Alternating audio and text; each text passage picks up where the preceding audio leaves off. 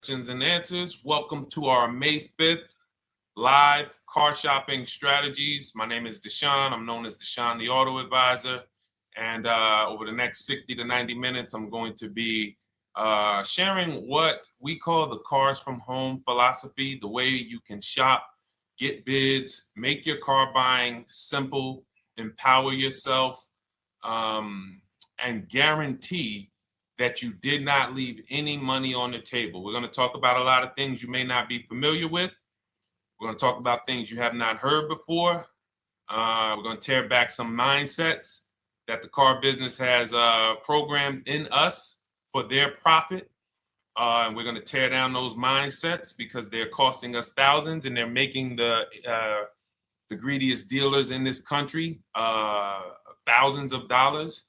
And we're going to get rid of that. So this show is sponsored by my new digital book. It's called Cars from Home, 7 Steps to Saving Time, Money, and Avoiding Dealerships. So I wrote that book to give you everything I know, everything I learned at Mercedes-Benz, at General Motors, running my own brokerage, and the hundreds of people, thousands now, that we've helped since 2021 to empower themselves in their car purchases. So part of my welcome offer to you is it's normally $97. You can get it for $24. That's my welcome offer for 30 minutes, anytime during the broadcast. As we go, you can get yours in my TikTok bio, in my Instagram bio, the YouTube comments, and the Facebook comments. It's a 75% off discount as part of my welcome offer for those of you who take action. And you'll have everything we teach here for the rest of your life. And you'll be able to move the same way you're going to hear me move and the way a lot of people I'm going to show you guys are moving. So no questions off limits. Feel free to start typing your questions. We are live on Instagram, TikTok. Hang on. I got Instagram up here. My man Dolan is moderating, so we're going to try to pull in every single one of your questions. Again, this is our May 5th live. We are live. It is Monday, so let's get to the questions. Okay, we got some coming in already on TikTok, Dolan. I see it is what it is. I'm just going to pull that one. I need to do one on shady mechanic shops. You should. If that's your area of expertise, the public needs to know from someone who's an insider what is going on in mechanic shops. I'm sure they get a lot of value. If you guys want, it is what it is to launch a channel teaching people how to avoid shady mechanic sites, type ones in the chat so he can know that he should go ahead and do that. Or she. I can't see if you're a man or woman. But let's get some questions going. Yasoy Tommy, I see you on TikTok. Interested in leasing, but I know I will go over the mileage. I drive a lot. Well, here's what you do. Give you an example. I'm leasing right now. I've never needed more than a 15,000 mile per year lease. So all of my leases have been 12,000 miles. I've never needed more than a 15,000 mile per year lease. Now, sometimes, that was because my family worked a little further from where we lived. We got a 15,000 mile per year lease, but most of the time I'm getting 12 because that's what I need. That's what I use. Now I'm paying $499 a month for this $55,000 Infinity truck. I got a 1% lease on it. I got my bids, the way we teach at Cars from Home.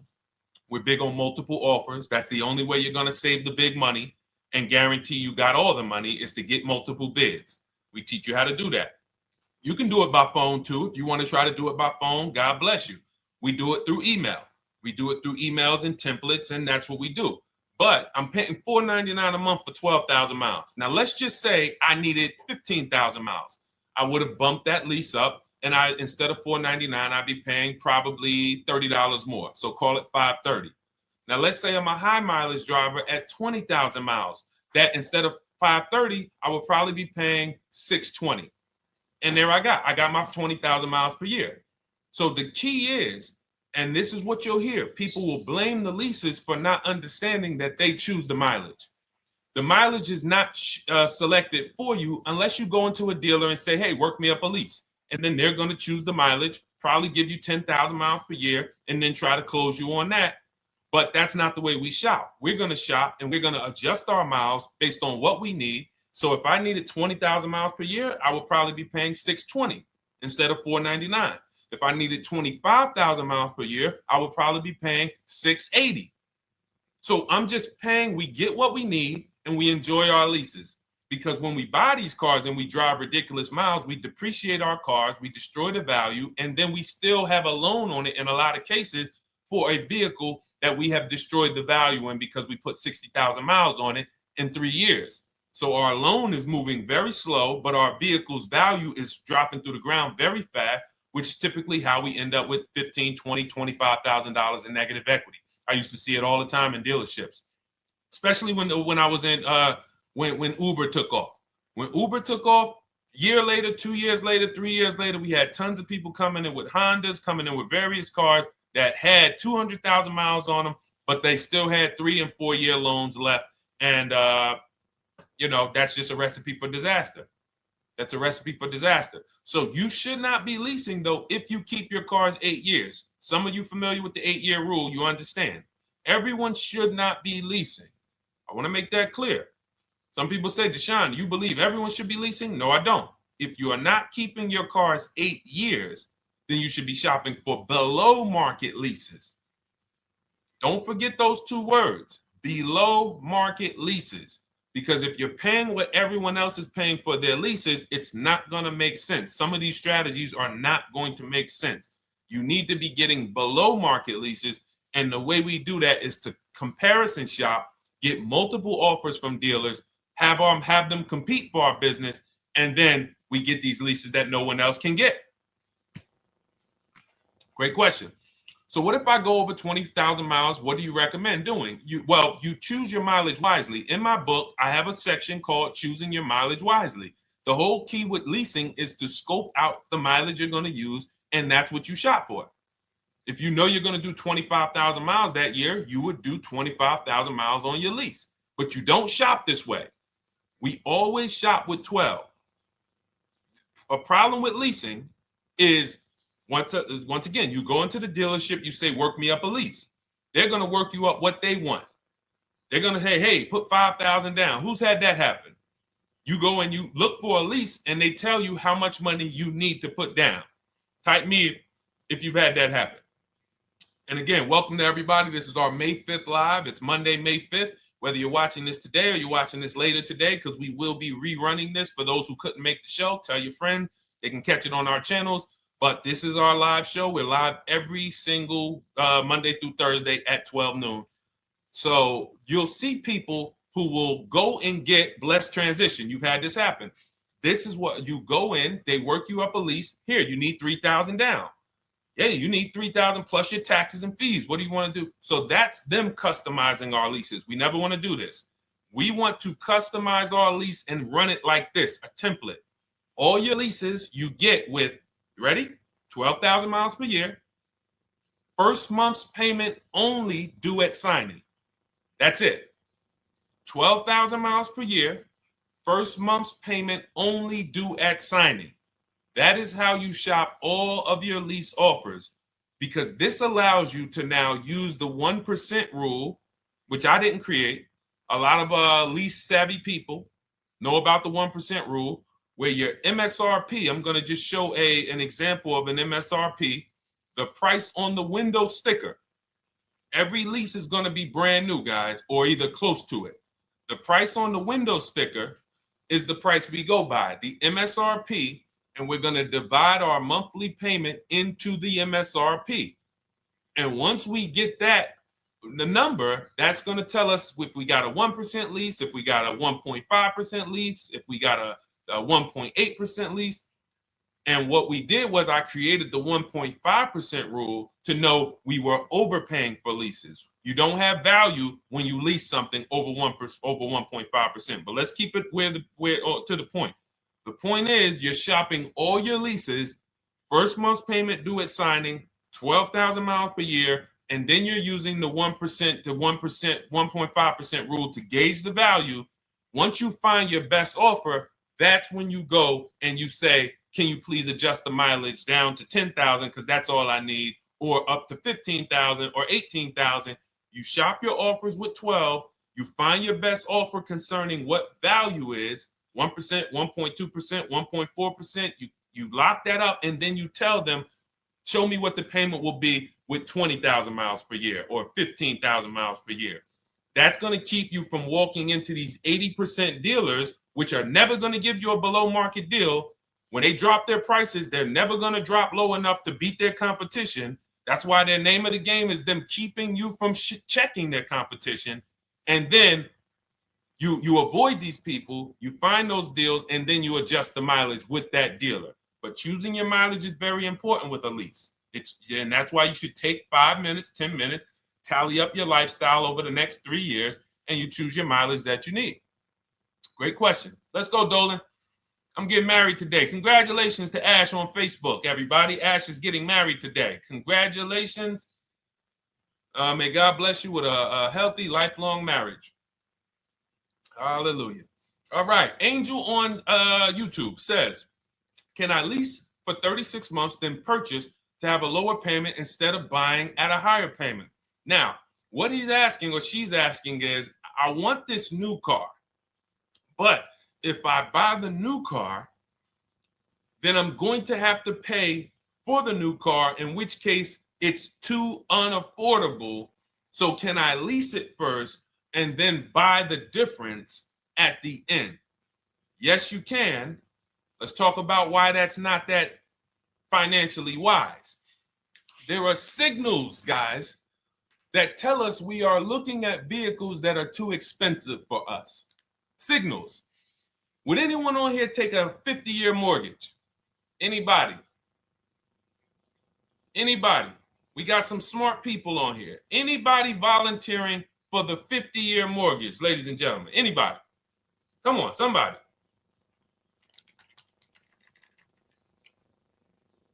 No, why not? Why not? Why is everybody saying no to the 50-year mortgage?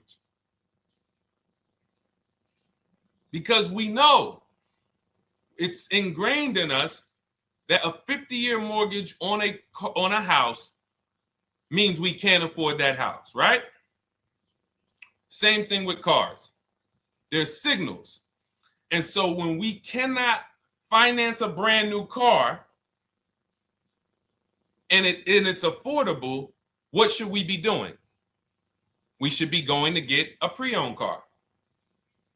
That's what we should be doing. So some of you have the luxury where you could afford both a new version of the car you want, and you can afford a pre-owned version, of course. So you might say, Deshone, I could afford both. I want this car, but I could afford, which one should I get, new or pre-owned? Thank you to the new gifter, Jeffrey Jones. Welcome. The Black King. Thank you so much. Gifter badges. Appreciate everyone who supports this broadcast. Thank you so much. You helped me to keep this information going. So what you're saying is, I could afford both. Which one should I get? In that case, it's a matter of your values. Do you want a brand new car? You want to treat yourself? You only get it every 10 years. So it's like, hey, I only get a new car every 10 years. I'm going to treat myself to a brand new one. Curtis Thomas, thank you for sharing. Or you might say, you know what? I want to go to value play. Even though I could afford a new one, I want to knock 20, 30, 40% off the price, and I want to get me a pre-owned version. So that's the people who could afford both. Some of you, you're like Angel, who like, I want this car, but I can't afford it new. In which case you go pre-owned, because you don't want to lease a car 3 years, even if you get a below market lease deal, great lease payment, turn around and buy the difference, because you're typically going to need a 5 or 6 year loan for the difference. Once you get that 5 or 6 year loan, you add that to your 3 years that you leased the car, and you got 8 to 9 years of payments on the exact same car. 8 to 9 years of payments on the same car. This does not make financial sense to pay that long on a car. This is, you can't reach the reward stage where the car is paid off and you're putting money to the side for maintenance and repairs. You know, you got a paid off car, because the goal with purchasing is to get to that long-term ownership where the car is paid off. I don't owe anything on it.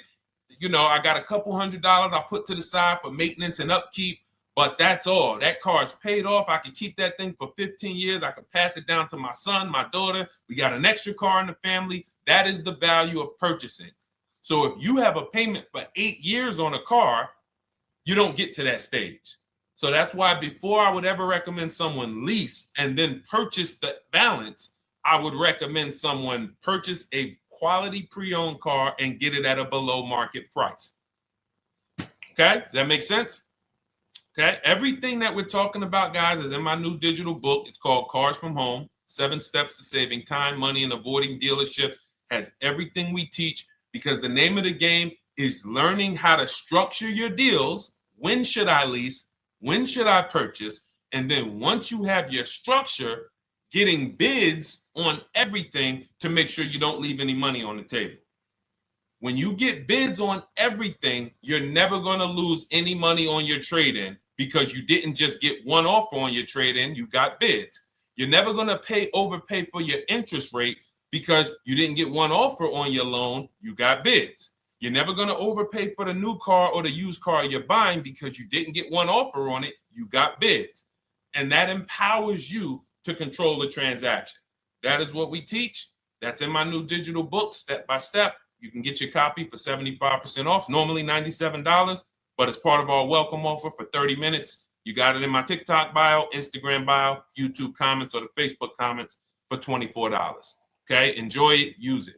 All right, let's keep it going.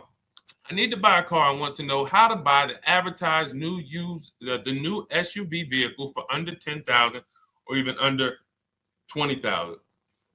I don't really understand the question. Let me read it again. I need to buy a car, and I want to know how to buy the advertised new vehicle for under $10,000 or even under $20,000. Are you saying that's the discount you're looking for, or are you saying that is my budget? Please let me know. I don't quite understand. Go ahead to the next one, Dolan.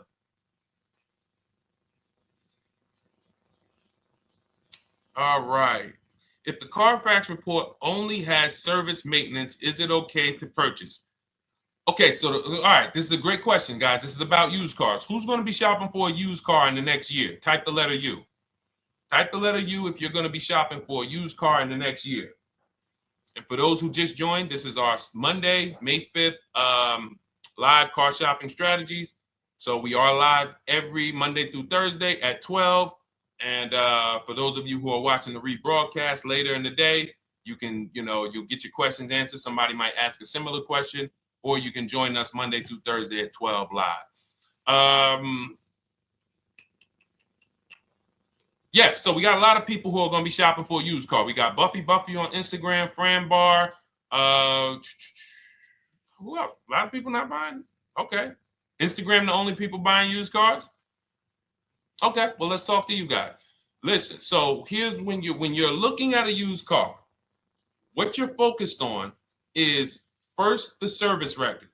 First the title history. What is the title history? That means, is it a salvage car?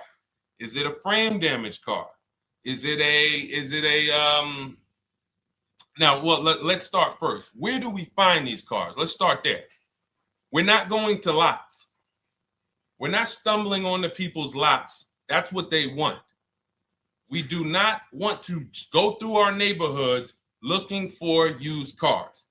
Anybody who does not have a used car on a website, they're trying to take advantage of you, because that is unadvertised, that they don't want to be where the competition is. That is not the way we're going to move. And for years, it was like that. You drive past a dealership on the weekend, you see hey, oh, look, they got this nice yellow car, a nice big red car outside, and you just pull right in. That's 2005 stuff. Now, every used car, we need to be able to compare it to the whole market, which means we need to see it on a website, on a marketplace. So we're opening up, this is called my multiple marketplace strategy. We are opening up, and some of you are going to need a pen if you're going to really, or unless you're going to watch the rebroadcast, because I'm running stuff past you that, you're trying to buy a $30,000, $50,000, $100,000 car. We're not talking about how you're going to get a couple things from Amazon and, set up a little home studio for $2,000. We're talking about the second most expensive purchase most of you are going to make. So it's understand that you're going to need to focus in order to get the most out of what we're talking about. So we're going to go to the marketplaces. The marketplaces are Carvana. They sell their own inventory. CarMax, they sell their own used car inventory. Driveway, they sell their own used car inventory. We're going to go to now dealerships. AutoNation, they sell other people's, they sell their own. They buy and they relist it on their website. But then you have Car Gurus, you have Carfax, you have Kelly's Blue Book, no, not Kelly's Blue Book. You have Auto Trader, Car Gurus. So we're going to all these marketplaces, we open them right up in one tab. So now what we're doing is we're putting in our criteria, and what we want to do, we want to go 100 miles out. Even if you're not willing to drive 100 miles out, you want to see what the whole market looks like within 100 miles. So now, if you know what you can afford, then you can put in your price criteria. I have a tool that I created. It's called the Perfect Budget Calculator. Some people who have my book, you've used it, where you put in your down payment preferred, you put in your interest rate, you put in any equity from your old car, and it tells you, because what you tend to miss is the fees. That's what you tend to miss. So if you're not using this calculator that we created, you want to add another $2,000 or so, because you got to factor in the fees in that budget. Some of you go out and say, man, I think I could afford $30,000. Then when you find your car, they bump you up to $33,000 because you didn't factor in the taxes and fees. So this calculator does it for you in my book, and everything we use the Perfect Budget Calculator. But if you're not using it, just estimate another, a little higher. Now you put all of that into the marketplaces. Now you're looking for what the inventory is. Now, here's the reason why you must open up all these marketplaces. First reason, they have different cars on them. Carvana and CarMax has different cars than Car Gurus, Cars.com, Auto Trader. There's different cars on them. Another reason we need to open it up is because sometimes you'll see one car here on Car Gurus for $31,000, and then you'll see that on Auto Trader, they marked it down $2,000, it's $29,000. And you're like, wait, why the heck is it lower? This is the same car. Well, it could be because this marketplace got the notification first to lower the price, and maybe this one takes a little longer to see that, oh, maybe that takes 24 hours before their updates take effect. So that's why you want to open up all these marketplaces. Now you're narrowing this down first based on your color choices, what options you want, your models, and now we're starting to narrow this thing down. So we're narrowing it down. Now we start to look at the history of these cars. This is the best way to start narrowing down your used car search. Let's now dive into the history. I need the Carfax. Now, some of these websites will give you a free Carfax. Some of them will try to make you buy a Carfax. Now, I'm going to give you one of the secret strategies that we've been using for years in my book, and I'll tell you it right now. It is how we get free Carfaxes, because when we get to most vehicles, you guys, for those of you who are just meeting me, I worked in Mercedes-Benz for 5 years and General Motors for 5 years, and I ran my own brokerage. I started it in 2016, and I ran that while I worked at the car dealership. So I have a lot of experience and have seen a lot, and that's why I'm able to teach these things. I also love numbers. But one of the things that I know is almost every dealership has a contract with Carfax. So every dealership, we pay Carfax already. So what we're able to do is when we list our inventory on our websites, we're able to list the Carfax with it. We're able to provide that free of charge. But when we pay Auto Trader or Cars.com or Car Gurus, we are not able to actually push our Carfax to that marketplace.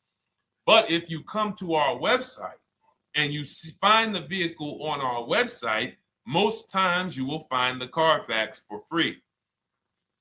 That is what we have been doing for years. So that now we have the Carfax, because the Carfax is the only way we can see those service records right now, because we've already narrowed it down based on, first thing we're doing is we're looking at title history, frame damage, salvage title, rebuilt title, total loss. That's the type of vehicle. The next thing we're doing to narrow it down, which is where many of you get in trouble, is you're looking at the service records. Skipping service records, buying used cars without seeing service records is disaster. The biggest indicator on if a vehicle was taken care of is what is on those service records. And if you can't see those service records, then I would not buy the car. Somebody say, oh, I'm changing the oil myself. If you don't have proof that you have changed the oil yourself, I cannot see it. I cannot see that you have maintenance this car, and that's a turnoff for me. Because now when you drive that car a year later, 2 years later, things start happening. You have no one to blame but yourself. Now the regret kicks in. Man, I knew I shouldn't have got this. But chances are, if you find a quality vehicle and you see service records on that previous owner's report, that's going to lead to a quality experience. Okay, so that's pretty much how the initial part of our multiple marketplace strategy. As you can see, we have this to a science. Nothing that we're doing is by chance. Nothing we're doing is on a whim. That is it. But let's go to some more questions. And I think the biggest thing I want everyone to understand so far is that we don't wing anything in this process. There's nothing, everything that I'm teaching you is going to be out of our systems. Now, some of you have different learning styles. So let's address this. Again, welcome to our May 5th, Monday, May 5th live. We're live Monday through Thursdays at 12 noon. And we rebroadcast this for those who couldn't make it. You can share this with your family. Tell them, hey, visit Deshone the Auto Advisor's channel. He did a great show earlier. He answered some questions that everyone had. You can watch the broadcast all through the rest of the day. Now, but we're live every week, but we're live right now. So now the biggest, some of your learning style is different. What we teach is we have the ultimate do-it-yourself guide. This book is rated 5 stars. Thank you to everyone who's rated it on Goodreads. Just pull it up right here. For those of you who are actually on Instagram or YouTube, TikTok, you won't be able to see this right now. But the book is rated 5 stars. We appreciate you. And this is the ultimate do-it-yourself guide, whether you're new cars, used cars, leases, bad credit, how to make banks bid for your financing, high mileage driving. It's all in there, step by step. And it's a digital book, so you don't have to wait for it. As soon as you get and hopefully you get there before the 30 minutes, so you get your copy for the $24 instead of the $97. That's our welcome offer. But that's your do-it-yourself guide. Some of you, you're a do-it-with-you person, and that's Shop with Deshone. You like videos instead of reading. You want coaching. You want support. You want a community. We have 1,600 people in our Facebook group. That's our Shop with Deshone. We've had 2,200, almost 2,300 people come before you.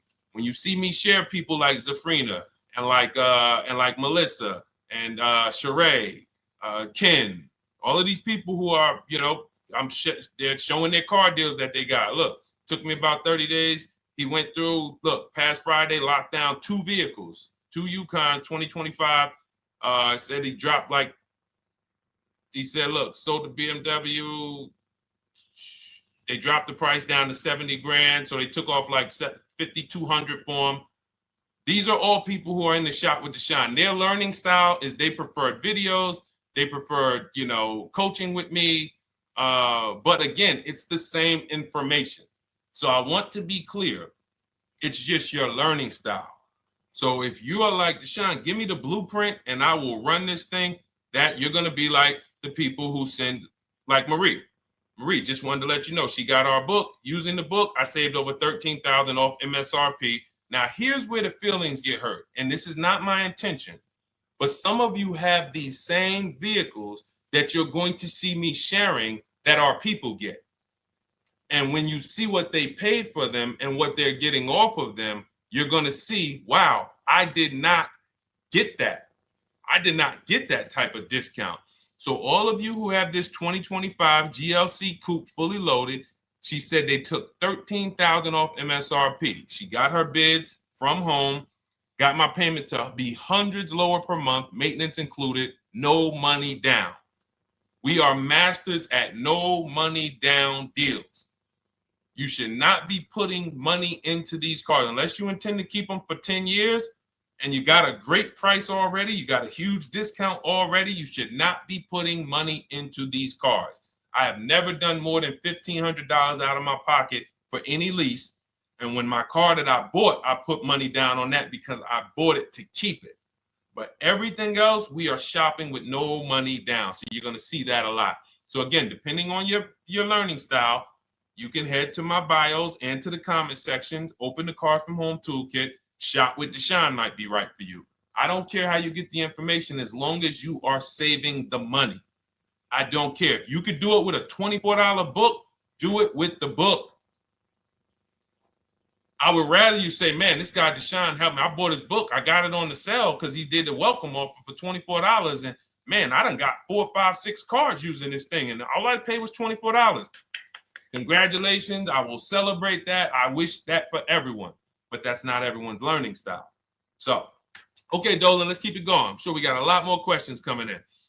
Molly from Facebook, great to see you. Needed to be here. Well, I'm glad. I just ordered a new vehicle last week, expected to arrive in 3 months. I need a breakdown of how to get out if the options they want, get out of the options they want to the MSRP. Well, first of all, what you want to do is you want to get bids now.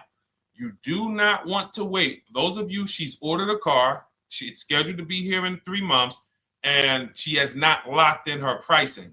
Now, the reason when we order a car, we are always getting our bids first because the closer your car comes to arrival, the less leverage you have.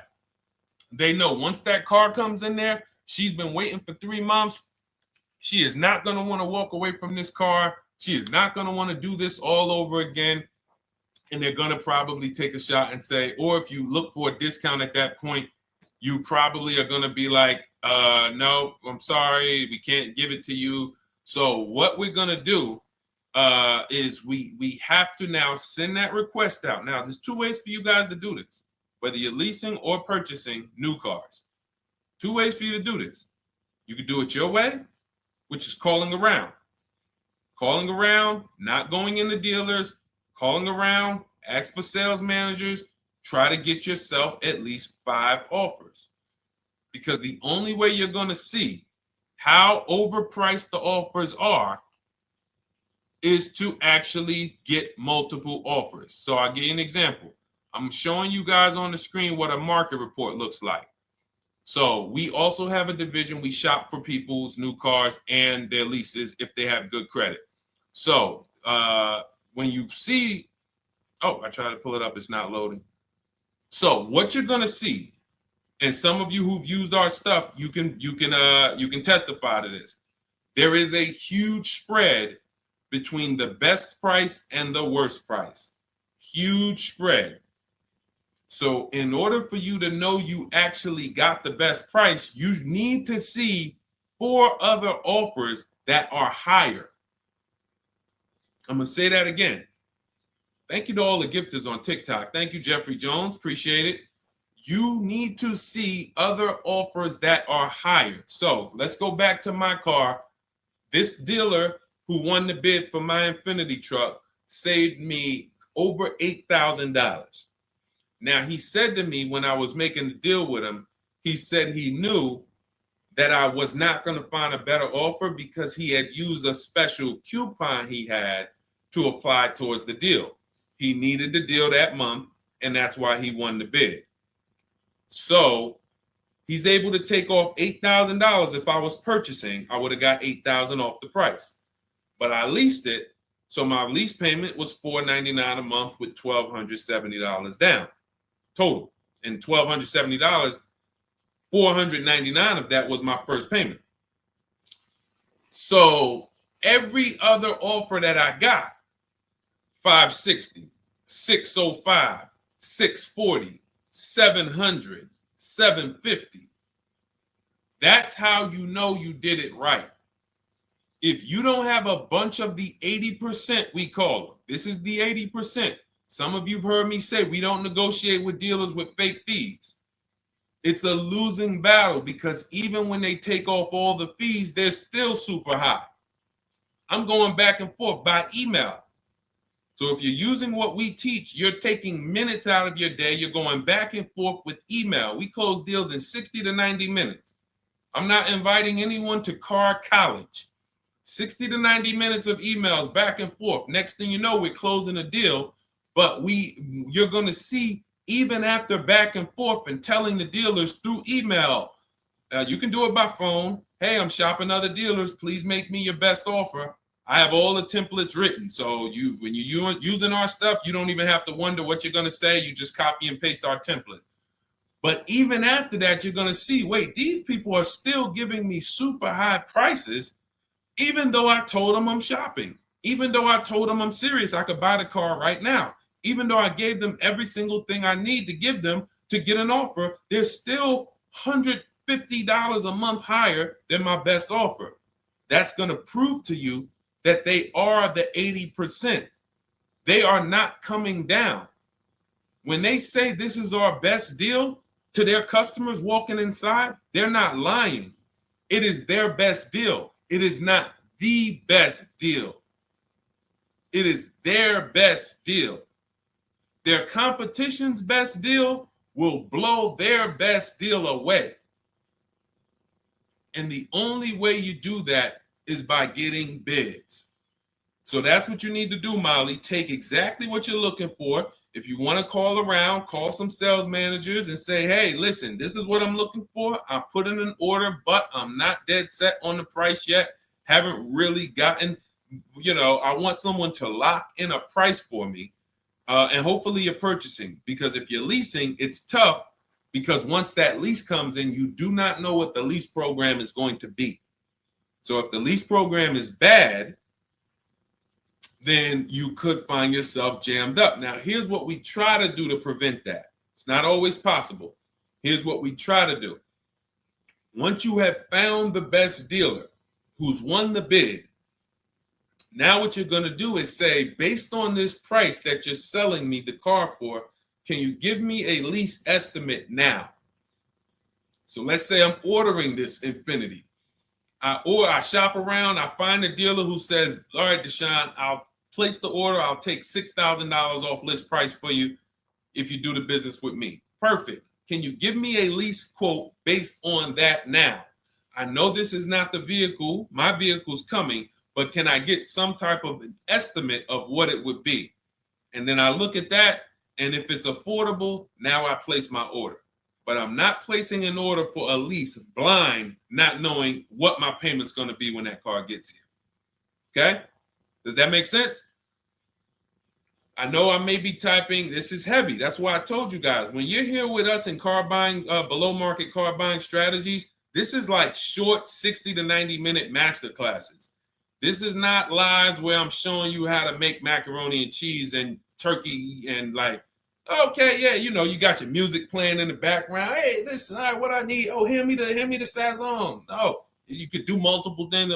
This is heavy finance talk for 60 to 90 minutes, and it will change your life.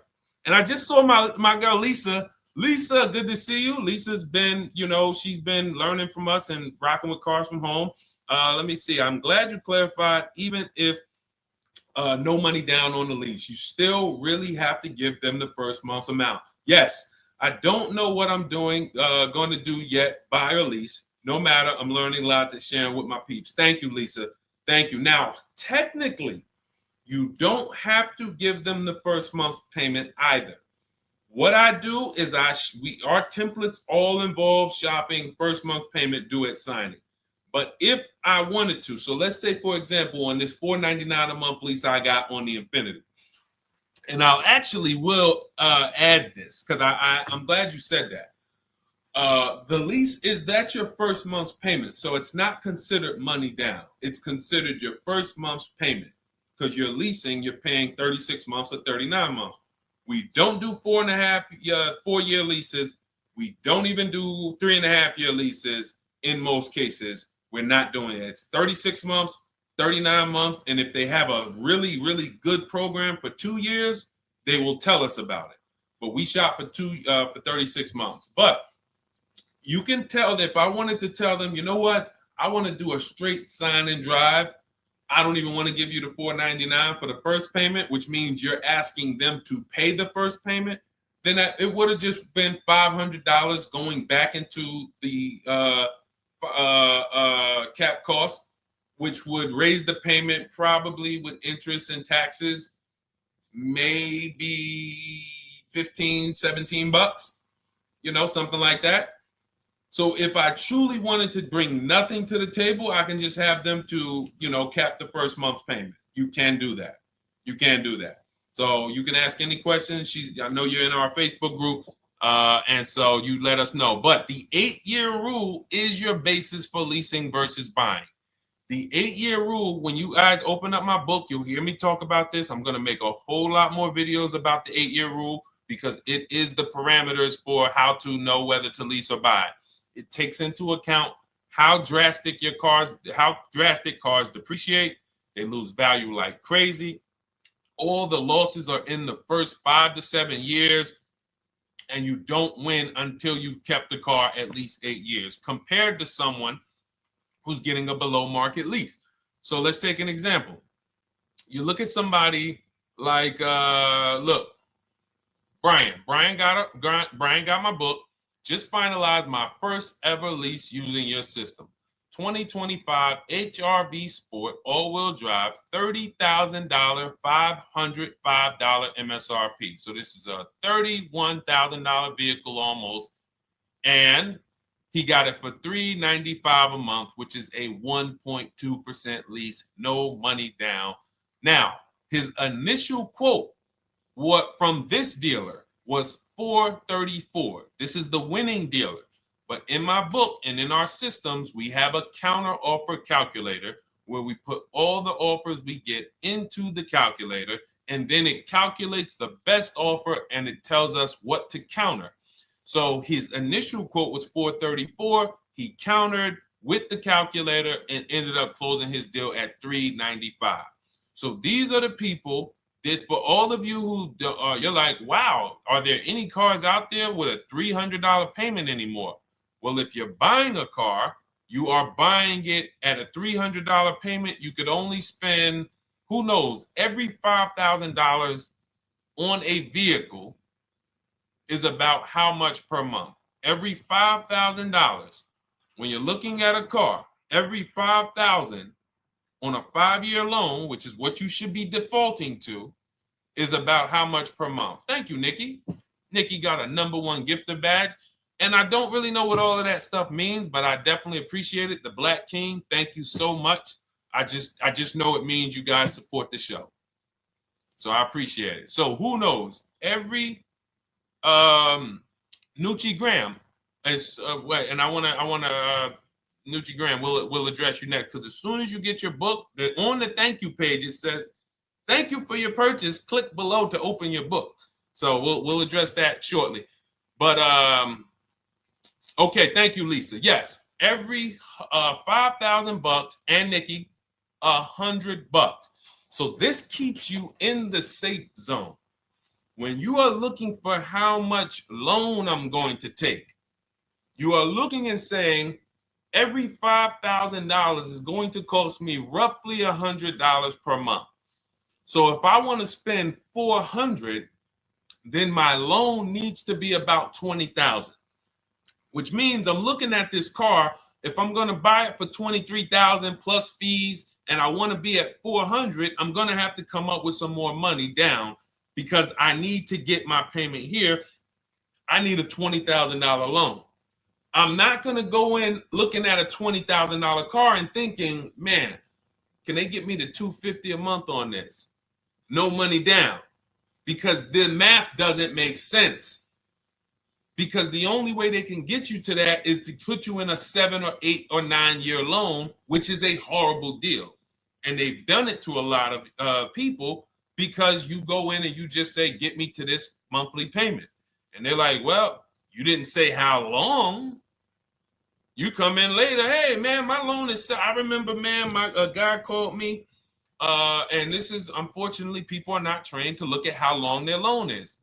Early in my career, I think I was still with General Motors, and a guy came in and he had some vehicle, And he was like, you know, D, could you look at this, man, and tell me, because I don't, you know, I'm trying to get out this thing, man. They telling me I can't get out of it now. That's a recipe. You bury yourself when you make these types of moves.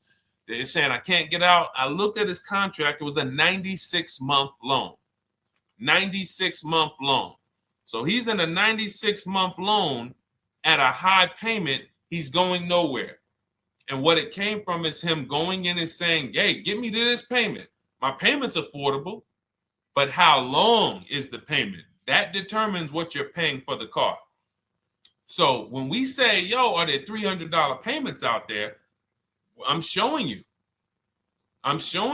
Leasing, there's cars you can drive 30,000 miles, $30,000 cars, beautiful vehicles, payments in the threes when you're shopping and getting bids, and you're finding vehicles with great lease deals. At the same time, on a pre-owned car, that's only going to get you under 20 grand, between 15 and 20 grand. So it's about getting the most for your money. And getting the most for your money, you must take into account the 8-year rule. If I'm not keeping a car 8 years, I should be shopping for a below market lease. I'm not tying up any of my money in this car because I'm not keeping it long enough to have all of that money benefit me. Does that make sense? Type ones if that makes sense. Type dollar signs if that makes sense, because this is about money.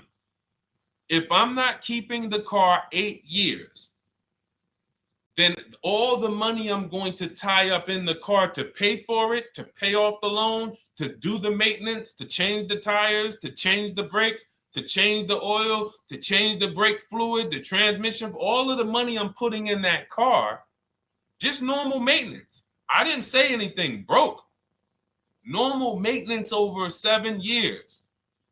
I'm not going to keep the car long enough to have that make sense.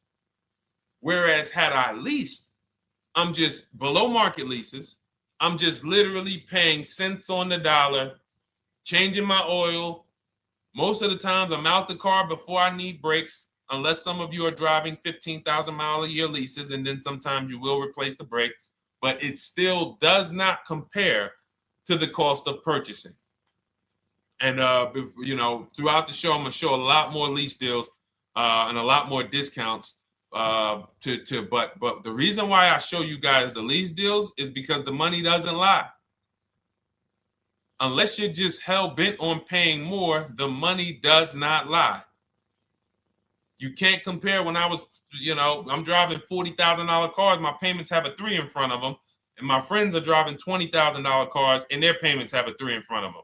And those cars are used, need maintenance, you know, warranties done ran out after 4 years. I'm over here driving brand new cars, problem free, and they're paying the same amount or more than me, and they're driving inferior products. And then once they really get tired of the car, they go ahead and they trade it in and they start the process all over again. It's just it's bad financial advice that the car business never trained on, and they just love for people to be ignorant. But we're not going to be ignorant here. All right, Dolan, let's keep it going. By the way, all of you who just joined, this is our Monday, May 5th live. We are live every Monday through Thursday at noon. So for those of you who may be watching the rebroadcast, we rebroadcast the show all through the day. So for those who missed the show, you can either, you know, or some of you want to tell your friends, oh, hey, you're shopping for a car, go watch this show. And we'll rebroadcast this show all through the day. And we rebroadcast all the episodes through the weekend. So for those of you who didn't have time, you're like, man, I want to catch up on all the shows, all the questions that were asked. We'll rebroadcast those through the weekend. But we are live every Monday through Thursday between 12 and usually 1:30. You can have your friends and family tap in. You can bring your questions, and we try to get to as many as we can. All right, Dolan, let's keep it moving. Let's get to some more. What are the companies for loans? Well, there's a lot of them. First thing you want to do is, so we teach something called the bank bidding war. This is a question, because here's my question to you guys. Where do you get your car loans from? Here's my question to you. And I'm going to tell you how we should change the answer, because I know what some of your answers are going to be. Where do you get your car loan from? Some of you are going to say my bank. Some of you are going to say the credit union. Some of you are going to say the dealership. But all of those are not the answers we want to go with anymore. Here's the answer. You got it, Nikki. I love Nikki. Whoever gives me the best rate. That is going to be the answer moving forward. If you're using what we're teaching, that's your answer.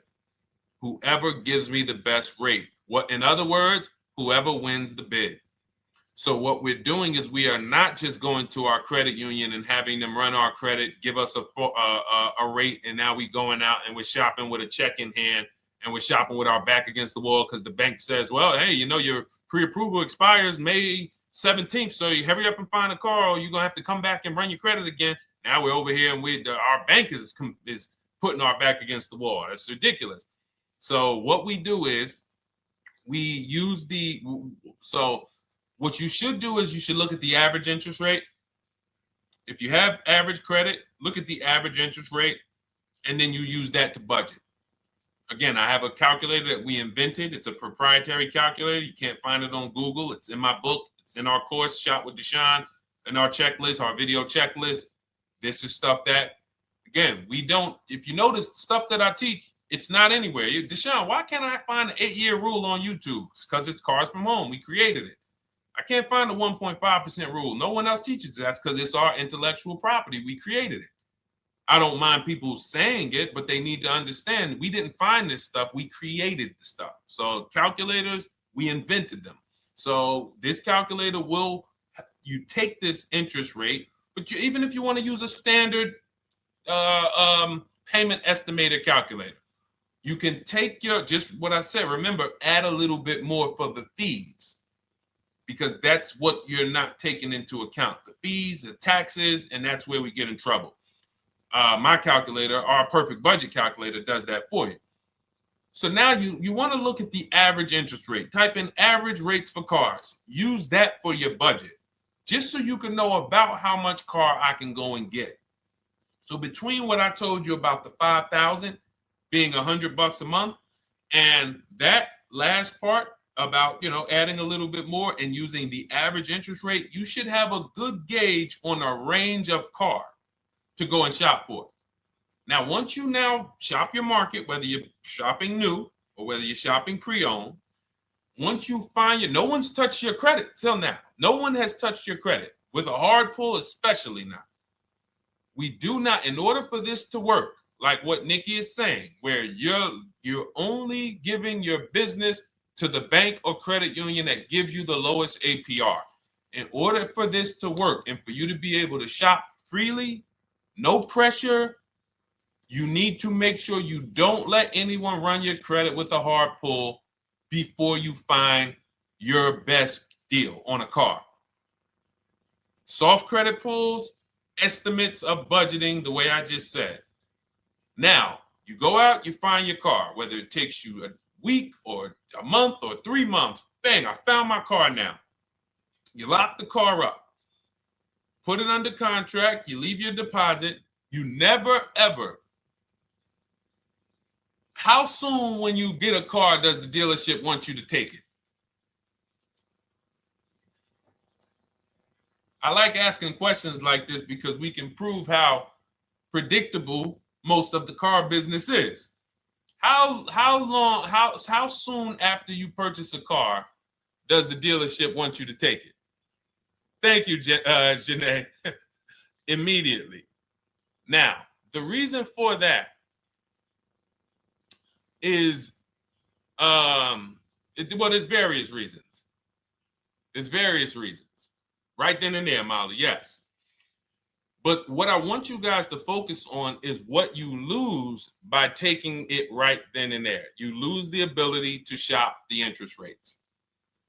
And shopping the interest rates is very important because you'll always wonder, could I have gotten a better rate? So what you do is you lock the car up, you let them know, hey, I'm going to go home, just give me my, let me get my paperwork so I know exactly how much I need to tell my bank.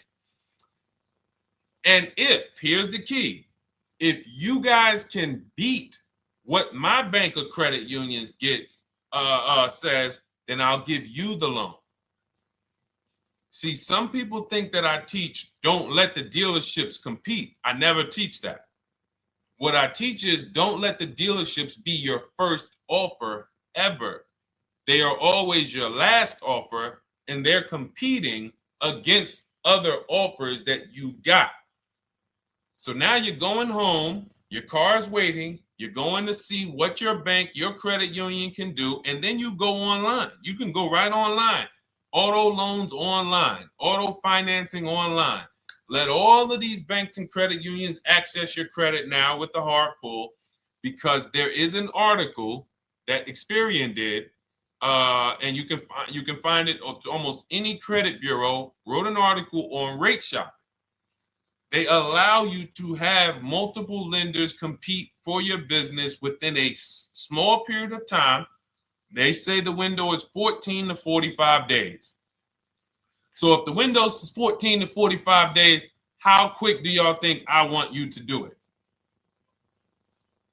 If the window says, because that's a big window, as long as you shop within that window, at the end, those multiple inquiries will have the same weight on your score as one inquiry, because it looks as if you were shopping and you were doing your due diligence. Thank you, Greg, Sheila, with these gifter badges. I don't know. It's like a nice. I appreciate it, Glendale. Thank you. So with these, when these banks are competing, what you're trying to do is say, everyone here on my end, we call this the bank bidding war. This is round two. Round two is you are bringing your car home. I'm sorry, you are at home. You're going online. You're calling your bank. You're calling your credit union. If you have one, you're going online. This will take you literally one day, not even. This maybe take you an hour. Because if they say that the window to shop is between 14 and 45 days, I want you to do it in 24 hours. We want all the competition in 24 hours. Because that guarantees we are way within the window. They're going to look and see, wow, this person bought a car. They had multiple lenders competing in a small period of time. They're not out here just letting people run their credit over, every week. Some new banks running their credit. So now you call the dealership afterwards. You say, hey, the best offer I got was from such and such credit union or such and such bank. If you guys can beat it, I'll give you the business. You allow the dealer to now shop you to their banks. In which case, they're going to call you and say, hey, good news, we got you a better rate. Or, hey, good news, we couldn't beat the rate, but we can match it. In which case, they save you the time, they save you the paperwork. Or they're going to say, hey, listen, that's a great rate you got. We can't beat that. None of my banks can beat it. And in which case, we guarantee all around we got the best rate, which is the goal we're looking for. As Nikki said, I'm only giving my business to who gave me the best rate. That is the bank bidding war. So when you get your digital book, Cars from Home, you'll get that in writing. We also have it in our Shop with Deshone video checklist for those of you who are more do-it-with-me types.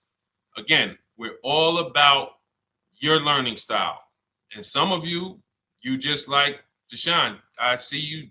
Can you shop for us? What are these? I'm seeing a lot of you guys shop for people, new cars, new cars, leases only. And you have to have good credit.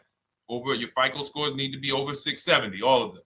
But if you don't, again, same result. We've been helping people get these results since 2021. And again, I am all about speed. These are short videos. The book is boom, action steps, action, action, action, action. I'm not trying to teach you everything about cars. I'm trying to walk you through a path, a 7-step path to get to the result you want all the time. Okay, I'm not taking you to car college. You're not going into the car business. You just need to know how to get the best deal. And that's what it's about, step by step. Okay, but for those of you who are just coming on, this whole show is sponsored by my new digital book. It's called Cars from Home, 7 Steps to Saving Time, Money, and Avoiding Dealerships. It's a digital book. Everything we teach about new cars, used cars, leases, below market financing, high mileage driving tips, bad credit tips for those of you who have your credit is not going to qualify you for everything else we're talking about. You need specific strategy. We have that specifically for people with bad credit inside my book and inside Shop with Deshone. So that's why I never believe in one size fits all car buying advice, because all of you are in different situations. So how does somebody look saying, you all should do this? We're all in a different situation. I have a trade-in, he doesn't. He has a lease that's coming due, he doesn't. Oh, he has a lease that's coming due, he has equity in it, we need to help him get that equity out. He has a lease, it has an equity, but it has a third-party restriction. We can't talk to people the same. That's why everything we do is custom and letting you know, no matter what your situation is, it's very common to us. Very, very common. So, all right, let's keep it going. We got some more time, Dolan. Pull them up. More questions. All right, yeah, I see we got a couple more coming in on TikTok. How do I get the book? Well, the book is in my TikTok bio. In my Instagram bio, there's a website there. It's Cars from Home Toolkit. And then you'll see the welcome special for $24. So the book is normally $97, but as part of our welcome special, you got 30 minutes to get yours for $24. So you won't pay the $94. You get 75% off. We also have a link for you guys on Facebook and YouTube in the comment section so you can get your copy. And if you're going to spend a couple more minutes with us, I would appreciate if you share the broadcast with one person that you care about. So that can help. We can help get this information out, and we can help change lives. If you didn't receive your ebook, well, first of all, as soon as you purchase your book, you're going to see a thank you page. It says thank you. Screenshot this page, and then it says below. Click the link below to open your book. So you actually get the link to open it as soon as you make the purchase. And then I say I also emailed you a copy. So sometimes people type their email in, one letter's wrong. Obviously, we can't send a book to an incorrect email, which is why I have my support team's email right on there, so that if you don't see that book within 5 to 10 minutes, you email my support team, hey, I didn't get the book. They'll get you the book right away. So as you can see, I want you to, Dolan, can you put up, do we have anywhere with, we can put up the support team's email for this person, and just send an email to support. There you go. Thank you so much. Support at Deshone the Auto Advisor. Thank you, Dolan. Best moderator in the world. All right, so shoot them an email. Just let them know. Give them your first and last name, and they'll check the record, make sure that we have a purchase from you, and they'll send you your book right away, so you can dig right into it. Okay? All right, let's keep it. We work with clients all around the country. What I'll start doing, I wanted to bring some on here today, but I can't load them up. The system is showing an error. So I got a lot of people. I always bring tests. I always like to show results. So, you know, I'm a results person. So you'll see a lot of people that I share. Brian, who has our book, and, you know, his lease, Marie with her $13,000 off. All of these people made deals from home. They were not in a dealership negotiating this. You got, look, Frank, I bought your book, used your system, and just closed my deal and have positive results to report. I love when y'all email me, by the way. Like, please continue to do this. A caveat is I wanted a just released 2026 Genesis G70 Advanced, and there are no incentives. I could have gotten incentives on the 2025. However, I wanted the 2026, and I was willing to pay. So even with high demand cars, even with cars that are rare, this is the situation. I reached out to 20 dealers, and I received 9 offers for 36 months, 12,000 miles on a $58,000 MSRP. The initial offers range from $1049 to $901, with everything in between. I counter offered using the calculator that we have, and closed the deal at $815 on a $58,000 MSRP. That's a 1.4% deal. Now, mind you, that on a vehicle on a 2026 with no incentives, which means every bit of that was the dealer taking off money for him. He probably had to get at least $5-6 grand off to have that deal come in the 8s, when other dealers were quoting him 9 up to 10 and, you know, mid $1,000 range. So, you know, but so I show the book testimonials. I show my Shop with Deshone testimonials. But I want to start bringing these market reports so you guys could actually see that's our team shopping all around the country. And that allows us to stay, we're able to just stay on top of the market, like from state to state. It proves like this stuff is not, oh, if you're in New Jersey, the deals are better. Hey, if you're in Florida, the deals are better. If it's California, we don't have deals out here. All of this stuff is not true. And thank God we have people using the Cars from Home systems, be it by book or be it by our video checklist, or be it us shopping for people all around the country where we can tell you beyond a shadow of a doubt. I can show you market reports from Texas, from Oklahoma, from South Dakota. We did a deal for a Mazda, a South Dakota deal, Nebraska, California, Florida, Georgia. We're shopping for people all around the country. And there's great deals everywhere in the country when you know how to make dealers bid. Because you're always going to find that 20% dealer who just wants to beat their competition. They're the best in the region. And you got to go out to find them. You got to have a system to find them. Because most of the dealers are not them. Most of the dealers are the 80%. That's just the way it works. It's a numbers game. And the 80% are very expensive. And when you walk into the 80%, they'll go down. You're like, oh man, all right, can you take off? Can you get me down? Like, yeah, man, you're like $150 a month higher than where I could be, my max. And they go back and forth. You're like, man, I could take off $50 a month. Ah, man, that's the best you could do. And then next thing you know, you get down to 100. Yeah, all right, we'll take off $100 a month. And you're like, all right, I guess I'll take that. You don't realize that a 20% dealer, not only were they nowhere near your max budget, they were $100 less than your max. You're talking to the 80%. The 80%, when they come down, they're still here. The 20% are here. So you're over here with an 80% dealer walking into these dealers. 8 out of 10 dealers over here are 80% dealers. So y'all talking them down like this, and y'all thinking we winning. Oh, I talked them down to this. Meanwhile, the 20% dealers are here. 20% dealers will launch a bid. We gotta cut. Oh man, if this thing wasn't broken, tomorrow's show, I'm gonna bring on a lot more market reports. We got dealers who come right out. We getting offers 700, 790, 820. Dealer come right out 650. Boom, blow everybody away. Like, oh, let's go. We got a winner. Looks like we got a winner here. That's it. And then it becomes fun. As you can see, this is fun for us. When you change the way we shop, you shop and you start to you're going to be the prize. You're going to be the prize. So anyway, let's keep it moving.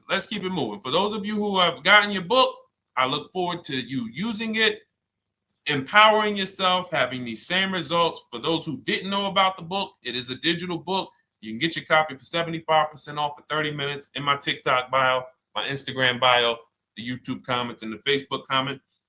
And for those of you who've been on and you still don't quite trust us, you want to get started with maybe some free advice, go grab our cheat sheets. We have our free cheat sheets in my Cars from Home toolkit, totally free. Test us. Look at the cheat sheets, look at the strategies, look at the emails I'm going to send, guiding. Like I don't play around. So if you want to just say, test out, let me hear some free advice, start with our cheat sheets. All right. Yes, I'd actually answered that when I read that comment, Dolan, on TikTok about do we work with clients in New Jersey and New York? Well, yes. When it comes to shopping done for you, if you open the Cars from Home toolkit and you're like, Deshone, I just want to relax at home. You guys go shop the market for me. If you have good credit, FICO scores over 670, and you have and you're shopping for a new car or a lease, you can book a call with us and we can see if we can help you. Book a 10-minute call. It's free. And we can see if we can help you. Is it best to lease a car if you're currently underwater? Ooh, if I was underwater right now, let's just say I have 15,000 negative equity. I made a bad deal during the pandemic. I'm upside down and I'm like, man, I got to get out of this car. But and first of all, I know I should be leasing because now we know the 8-year rule. The 8-year rule says if we're not buying our cars to keep them at least 8 years, we should be shopping for below market leases. We're going to pay a lot less money. Below market leases, not normal leases. Very important. So what I'm going to do is I'm going to actually right now look for an electric vehicle that I could lease because some electric vehicles right now, we're getting under 1%. We're getting 0.88% leases. We're getting 0.79% leases, because if you do your bidding, you're going to see. Now, again, if you want to call around for your multiple offers, you can do that. I'd rather you call around than to do what you've been doing. I'd rather you, with your new cars and your leases, call around before you walk. That's better than what you've been doing. But if you're like, Deshone, I don't want to talk. I don't want to wonder what I'm going to say. I just want to copy and paste. That's the Cars from Home way. Either way, you get your 5 offers, and you're going to see now, my best offer on this $40,000 electric car might be $320 a month. So I'm now driving a $40,000 car. If I didn't have my negative equity, then I would be driving it for $320. But now I got to bring this negative equity over. Now, the reason why you want to look at these electric cars for this is because if you try to bring a bunch of negative equity over, what ends up happening is you're now messing up the loan to value ratios, and the bank won't approve it. So you might go in and look at a $40,000 car, and now you bring this 15 grand of negative equity, and the bank is saying, we're not going to loan $55,000 on a $40,000 car. We're not doing that. So that's when they'll say, some of you may have heard this before, you have to put money down. They'll say, we can't get you approved unless you can put $3,000 down, $5,000 down. You have too much negative equity, and the bank is not going to approve it all. But when you get your bids on some of these electric cars, you're going to get $10,000, $15,000 off. And this is specifically what I would be looking for. I would be looking for the electric vehicle that when I get my bids, I'm saving 15 to 18 to 20 grand off. And if you guys don't think that's possible, you haven't been here for long. You know, this is Milligan. She bought her Mercedes EQE last year. She literally, MSRP of her car was $79,245. She got almost $30,000 off the vehicle. Almost $30,000 off the vehicle. $51,359 is her price. $79,000 vehicle. She got it after rebates, after discounts, after everything. $51,359. So you take a vehicle that you can get a huge amount of money off, then you bring your negative equity over. So now that payment goes from $320. Yes, it might go up to $575 or $600 even. But I know I'm in a nice car now. I'm in a brand new car, and after 3 years, I'm done with that negative equity. So that's what I would be doing. And if God forbid the car gets totaled while you're driving, you're out of the negative equity in a lease. So if I rolled that negative equity, 15 grand over to this car, now I'm driving it. Boom. All right, I got this electric car. I'm out of the negative equity. I got a good value. I'm in a $40,000 car. My payment is affordable.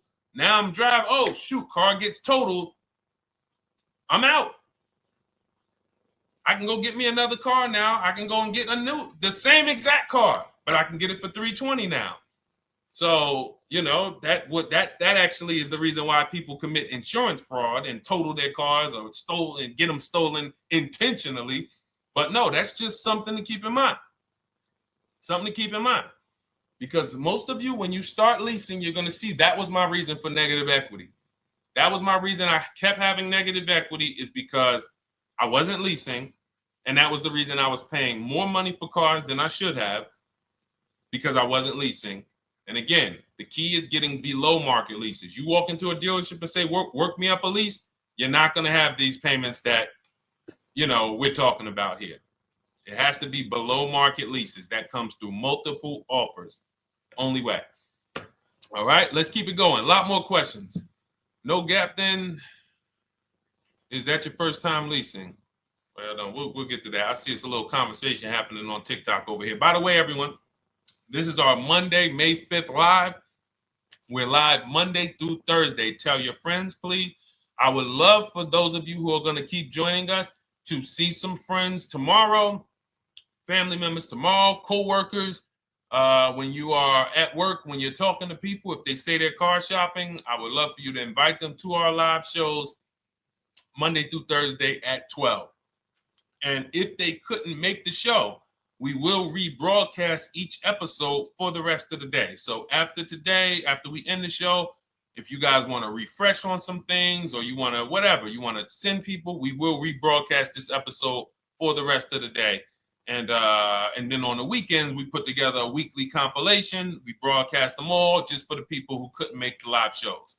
But every Monday through Thursday, we are here. And yes, happy Cinco de Mayo to you too, Nikki, and to everyone who celebrates. All right, what do you think about waiting till December month, mid-month to buy a vehicle? I do not. Dealers need cars to sell before that. It's a myth. All right, we're going to dispel a myth, okay? When have we been taught that the best time to buy a car is? Thank you to everyone running up the likes on TikTok. We're at 3,400 likes. Every time you hear something you like, you double tap the screen. That makes a big difference. It sends a message to TikTok that we're doing something good over here. Okay, end of the month. Yes, sweet now. End of the month. So we're gonna peel, like I told you guys when we started the broadcast, right? We are gonna, yes, Molly, last day of the month, right? So this is what we have been taught. Last day of the month, come on in. That's where your deals are, right? Let's look at this logically. As a former car salesperson, the times where where I saw the dealer or myself being the most desperate was the times where we did not have a lot of customers. Sometimes you look up, it's the 10th of the month. They call us into a sales meeting. They say, hey, guys, we got to sell 200 new cars this month. We are only at 40. We are way behind. We are tracking way behind. Call anyone you know who's a real customer. We are entertaining every reasonable offer. Now, you've been taught there's a group of people that we know are coming at the end of the month. There's a group of people that we know that last weekend they're going to rush. But there's no desperation there from us because we know they're coming. So we look and say, I'm much more desperate at various times throughout the month than I will be at the end of the month. Because think about it. Every time you go into the dealership at the end of the month, is it dead or busy? You go into the dealership most of the time at the end of the month, is it dead or busy?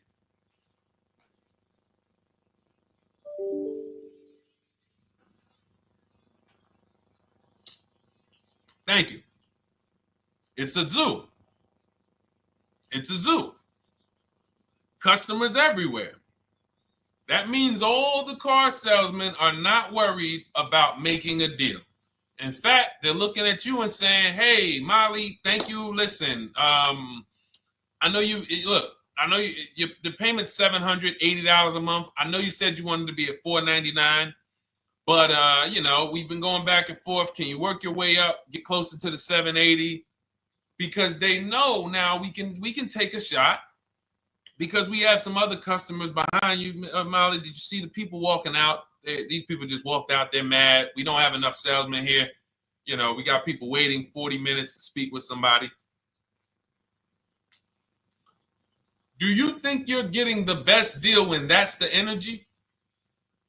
Yes or no? Let's just be honest here. See, you might forget some of the lessons that we teach if you don't have our books and if you're not in our video checklist and coaching. You might forget some of the lessons, but hopefully you won't forget the stories. So you walk in the dealership at the end of the month, the place is a zoo. It's people everywhere. They're ringing bells. They got the big clown, donuts around. Hey, you want a donut? Do we think there's desperation? Thank you, Sheila. Thank you, Molly. There's no desperation here. And they don't magically wait till the end of every month to hit their numbers. Some dealers hit their numbers at the 25th of the month. Numbers are hit. We still got people coming in end of the month. So What we want to do to answer the question is we want to be positioned. What I like you to do, for those of you who are in an emergency situation, you need a car in a week, in 2 weeks, that's fine.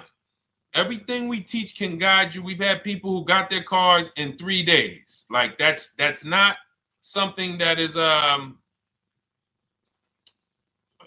see. This is my second go around, much easier, more relaxing experience. Calculator definitely helps. Turned in my CRV, got a 2022 Marcus, some dealers wouldn't do. Somebody, I wanted to read you somebody who got their car in like 3 days, 5 days. That's normal. Again, like I said, we're not taking you to car college here. Like you know, our step-by-step programs can get you to your cars in less than a week, 90 minutes. But you don't want all your car shopping to be emergencies, because here's where you want to be. You want to be able to say no for up to 3 months. Reason is, there's a group of people that walk into the dealerships. They're there right now. They're desperate. They're giving off desperate energy. They can't say no. They back themselves into a corner for whatever reason. If their leases are up, maybe they don't know you can get an extension. If your lease is up this month, you can call. You can get yourself an extension for 1 month. Some leases will be extended up to 3 months, up to 6 months. Those of you who have cars and you're like, Deshone, I'm shopping for a new car, but I don't need it. I just, my car still got some life to it, but, I want to look for something new. This is a position of power to be in. This is where you want to be. You want to be able to say to yourself, all right, let me look at the offers this month in May. All right, I'm going to follow up next month because the offers change. The used car market changes. The lease prices change. The dealer desperation, it changes. I'm not letting tariffs push me into doing something and making a bad deal. I'm not doing it. I'm not worried about tariffs coming, because there's going to be deals no matter what. If the prices of the new cars go up, what happens to the prices of our used cars that we're going to be selling? See, that's how we really won during COVID. Some people who've been with me since 2021, that's how we were winning. My man John Shaw, he was one of the first people. David Isaacs came in, got his BMW. Yes, the lease prices were slightly higher back then. We were still getting under 1.5. We were still getting 1.4. John got a 1.2 on a Jeep Wrangler, but we were selling our old cars for 8, 10, 12 grand more than they would be worth today. So even if the new car market goes up, we know how to maximize the prices of the cars we're getting rid of, and we're going to offset it. So we want to position ourselves to be able to say no. That is the strength. That's the leverage where we can say, you know what? All right, I'm going to follow up next month. Now we're telling the dealers right up front, hey, call me. I'm good between now and June 18th. I'm good between now and July 20th. So now what those dealers say is, okay, this is a serious customer. By the way, we have all this in templates. In my book, you fill out the template, you fill in, here's the day you can buy a car. This is your deadline. When we blast it out, these are things you can call dealers and you can tell them, hey, I'm good between now and anytime before the summer. Call me if you get a black one with the red seats and this package in it. If you want to call around, you want to do it that way, you could do that. But what you're letting them know is, call me when you want to make a deal. I can make a deal today. Let me see the numbers today. Great. All right. If sometimes you'll see that a car is a little bit out of the range we want it to be in, you might say, man, I'm looking for it to be around, 505. This thing's coming in about 550. Okay, maybe I'll check next month, see if the program gets better. You might say, all right, dealers are saying to some of you shopping for cars that maybe every dealer is not going to have it. When you reach out to the dealers, only 5, 6 dealers have it. But they say, hey, I got something coming in May. I got something coming end of May, June. Is that good for you? See, they're desperate customers. They can't say yes to that because they back themselves into a corner. But you guys now operating with a 90-day shopping cycle. If a deal comes today, I'm jumping on it. But if you got something coming next month, I'm jumping on that. Call me when you're desperate. Call me when y'all have that meeting. Hey guys, we're way behind. Listen, we need a deal. I'll take any deal right now. Hey, is that person that Sheila McCauley, you know, that last month, her number, we couldn't make that deal last month. Did she get a call yet? Hey Sheila, did you get a call yet? No, I'm still waiting. Okay, great. We can get to your number now. Perfect. Thank you. Positioned. So we want you to be positioned when you use what we teach, whether it's the Cars from Home digital book, whether it's the Shop with Deshone. For those of you who are like, Deshone, let's do this together. I want the checklist videos. I want coaching. I want to be able to pop into the Facebook group, ask around. We can't give you that for $24. No author can give you the support. I got tons of books. Dare to Be a Man, In His Steps, Tony Robbins' book. None of these authors can give me support for the price I paid for their book. That just can't happen. But some of you are like, you know what? This is a big investment. I want to make sure I have access to, you know, systems for life. That's the Shop with Deshone done for you video checklist. And then you got coaching direct with me in our Zoom calls every first and third Wednesday. Twice a month we do. And then we got our private Facebook group with 1,600 people. And then some of them are sharp as me. I'm telling you, let's look at, you know, y'all know I brag about Rosalie. If you like Rosalie, if girl got 4 cars in within a year, you know. Her first car was the Infinity. She got her Infinity truck. And I was sharing her a lot last year when she got her Infinity QX60, but she recently shared that she got 3 vehicles. And hold on, where is she at? I just had her up. So this is the people that's in the group. Like, look, 3 vehicles. Big shout out to Deshone the Auto Advisor for making these incredible deals happen. 3 new leases for my sons with only first month's payment down. She got a Nissan Rogue, almost $37,000 vehicle, $399 a month, no money down. Mazda CX-30 Sport, $28,000 vehicle, $28,300, $339 a month. That's a 1.2% lease. And she got a Mazda CX-50 Premium Plus, $40,400 vehicle, $420 a month. 2 1% leases and a 1.2% lease. And the cherry on top, she says, I sold 2 leases. Some of you don't even know you could sell a lease. She said, I sold 2 leases. She had equity. Now, not every lease has equity.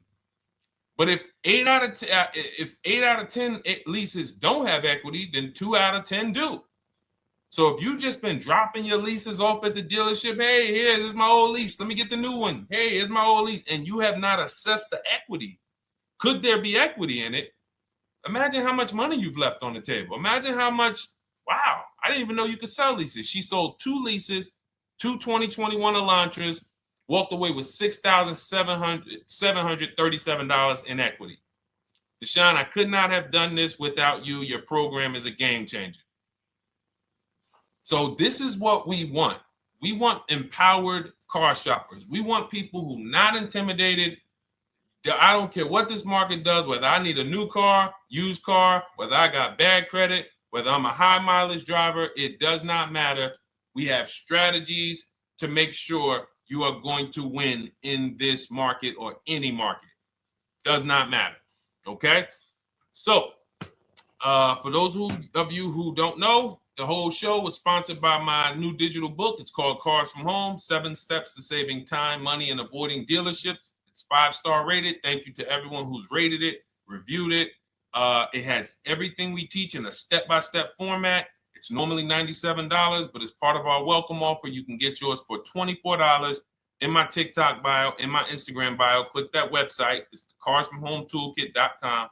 Or we have a link for you guys in the YouTube comments, in the Facebook comments, and you just click the $24 welcome offer, good for 30 minutes. And for those of you who have different learning styles, or if you just want some free advice, we have some links in there for you as well. Whether you are a do-it-yourself type, whether you are do-it-with-me type Deshone, or whether Deshone, I think I qualify for that done-for-you shopping, where I can relax at home and you guys go do that work.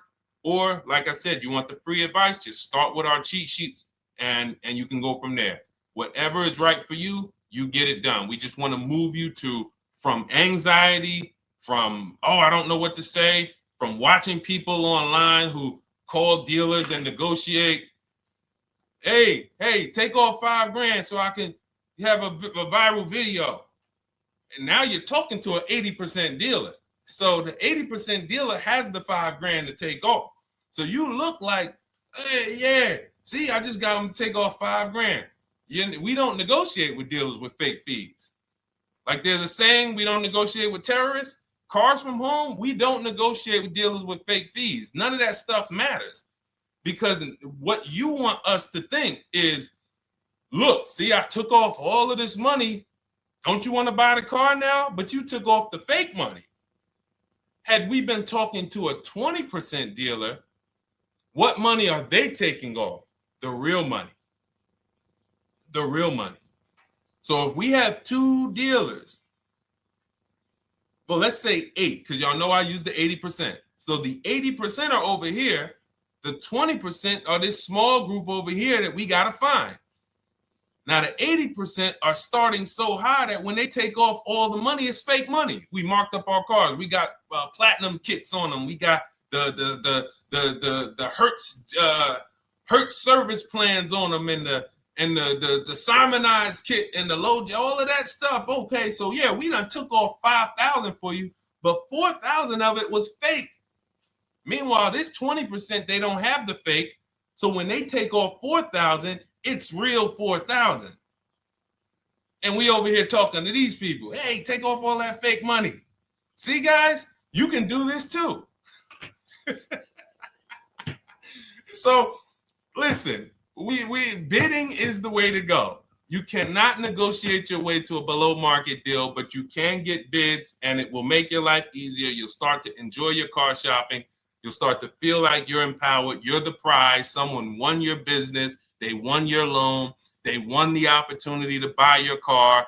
You are the prize. So that's what it's about. So we are here Monday through Thursday, 12 noon. Make sure you meet us live or tell your friends and family who are shopping, hey, hop on this show. We're live on TikTok, Instagram, Facebook, and YouTube. But we will broadcast the show for the rest of the day. So those who want to catch up on some things that you may have missed, or if you just jumped on and you're like, whoa, man, I missed a lot. We'll rebroadcast this show for the rest of the day. But tomorrow we'll be back, which will be Tuesday, May 6th, 12 noon. Meet us here live. Thank you so much. Welcome to the new followers. Thank you to everyone who gave me gifts. Thank you to everyone who bought a book. Thank you for those of you who are in Shop with Deshone. I look forward to your success stories. Always a pleasure.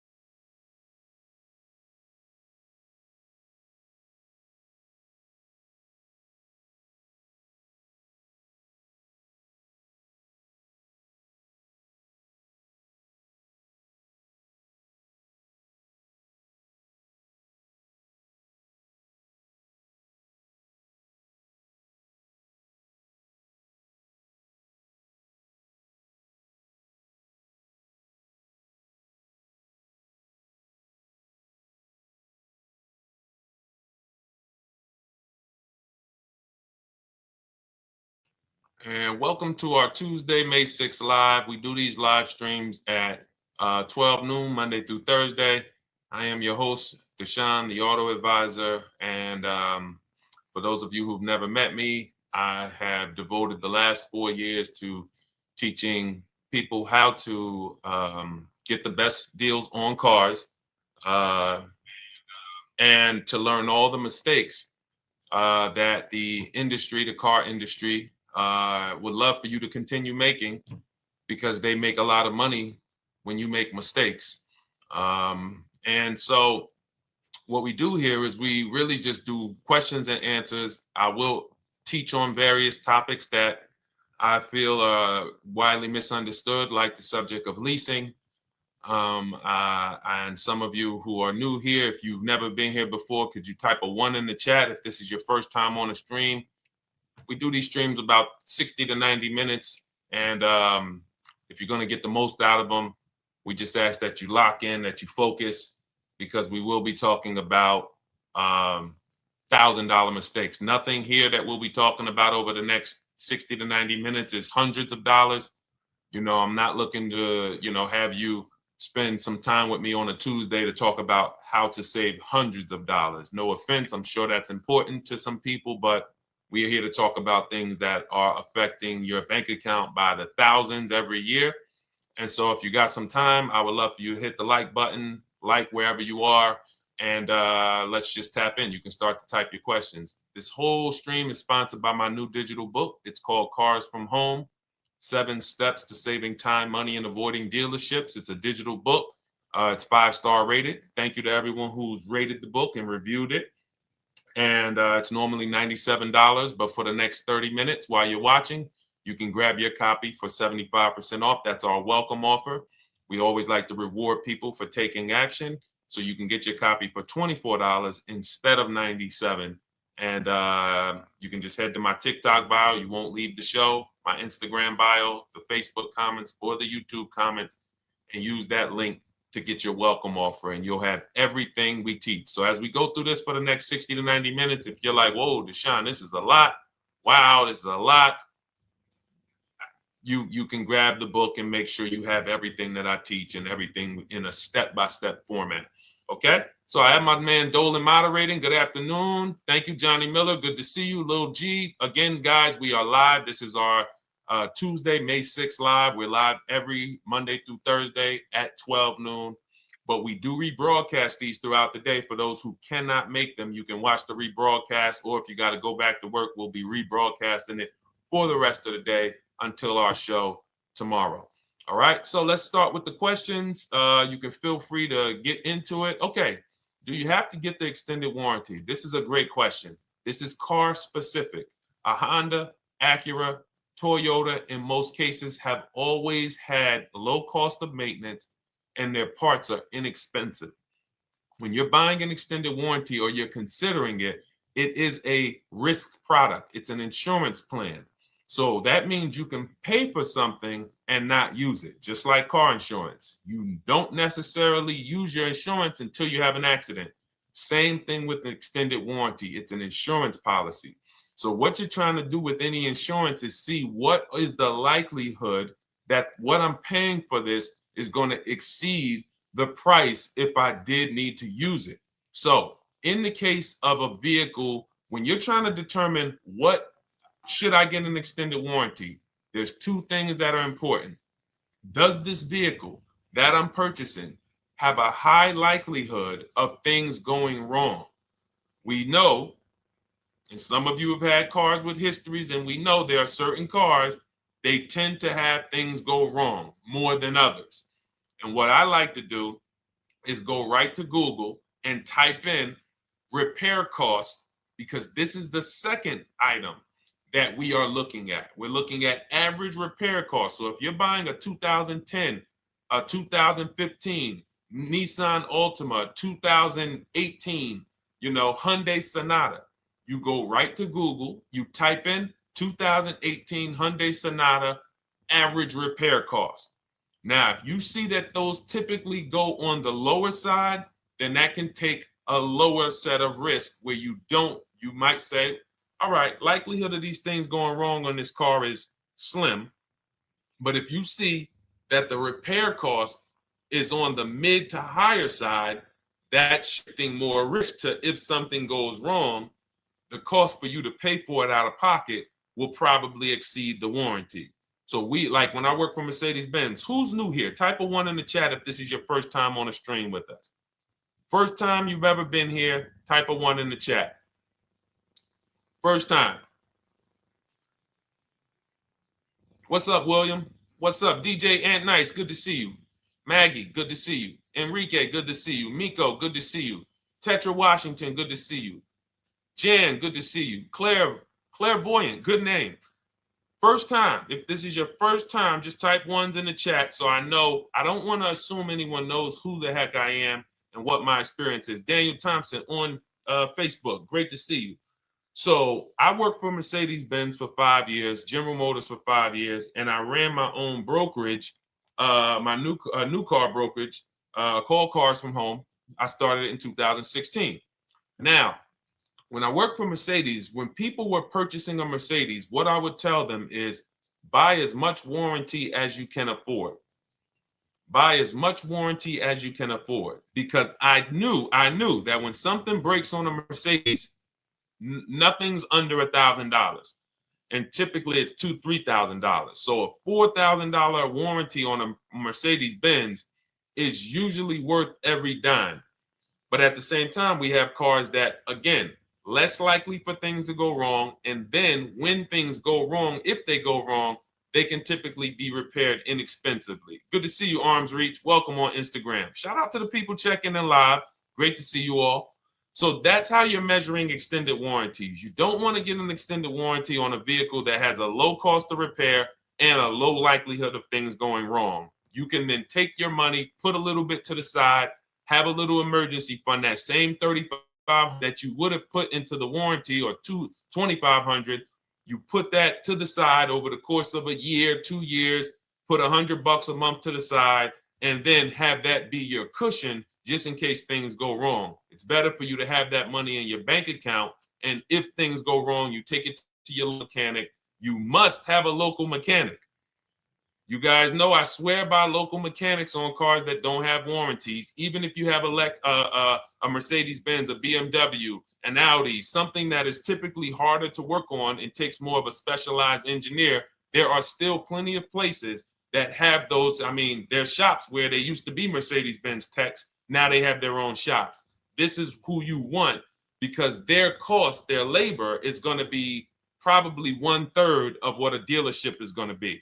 So these are the resources that, again, keep more money in our pocket while getting us the same level of service and experience.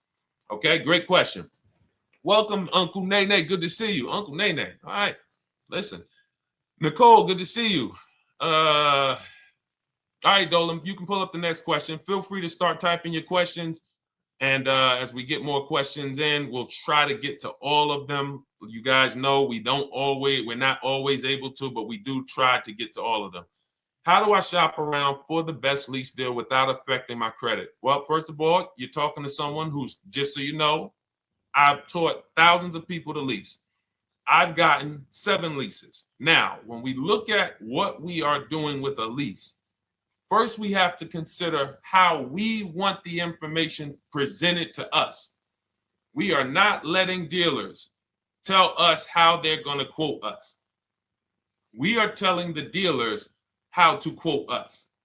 So we are going to have all our quotes. Thank you to everybody hitting the like button. I see you. I appreciate you.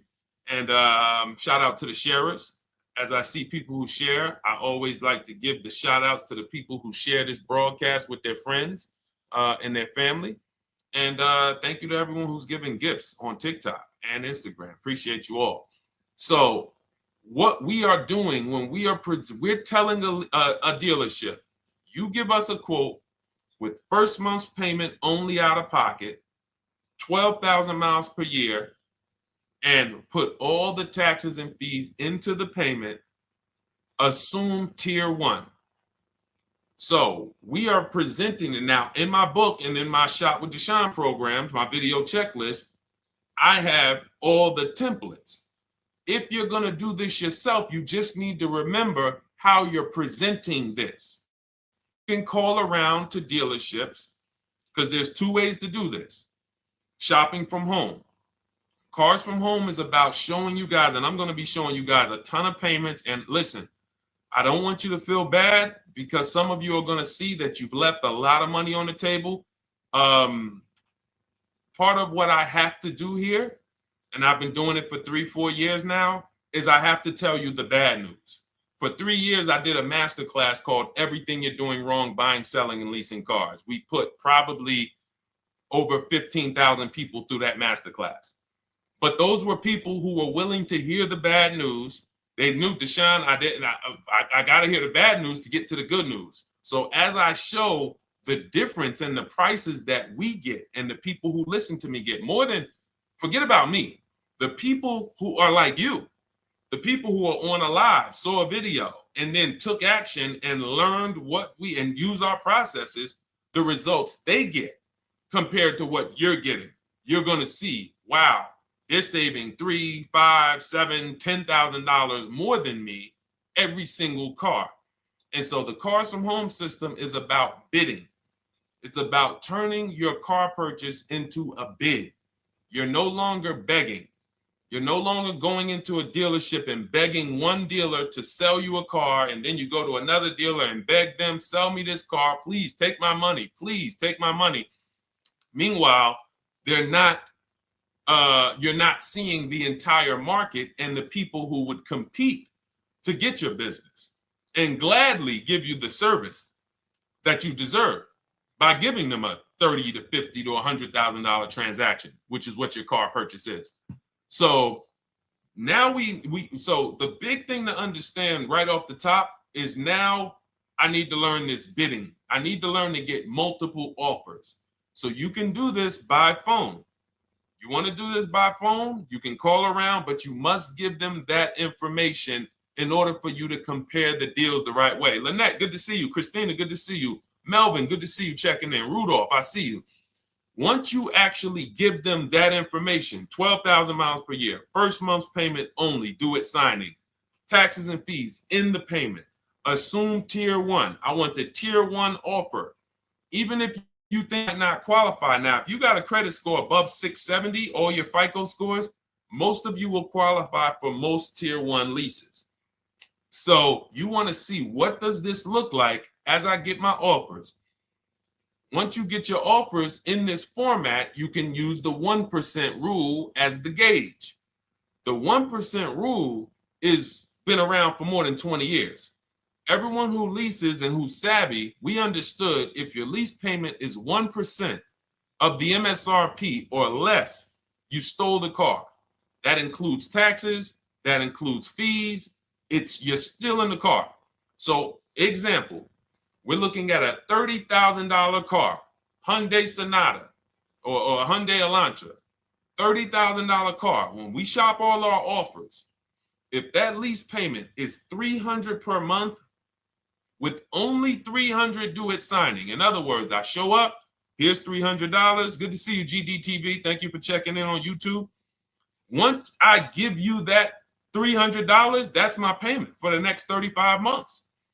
So that's a very, very low percentage of the car you're paying. It's a 1% rule. Now, in order to get a 1% lease, you need a great lease program, which means the bank has to be supporting the car, rebates, incentives, and then you need the biggest discount, the dealer who's going to give you the biggest discount. Now, one of those we can control. One of them we can't. Which one can't we control? And for those of you who are new here, we don't play around here. But my people who are moving, and again, I'll show you, like a lot of people, we got a lot of people who've been following us, using our processes. They're locked in.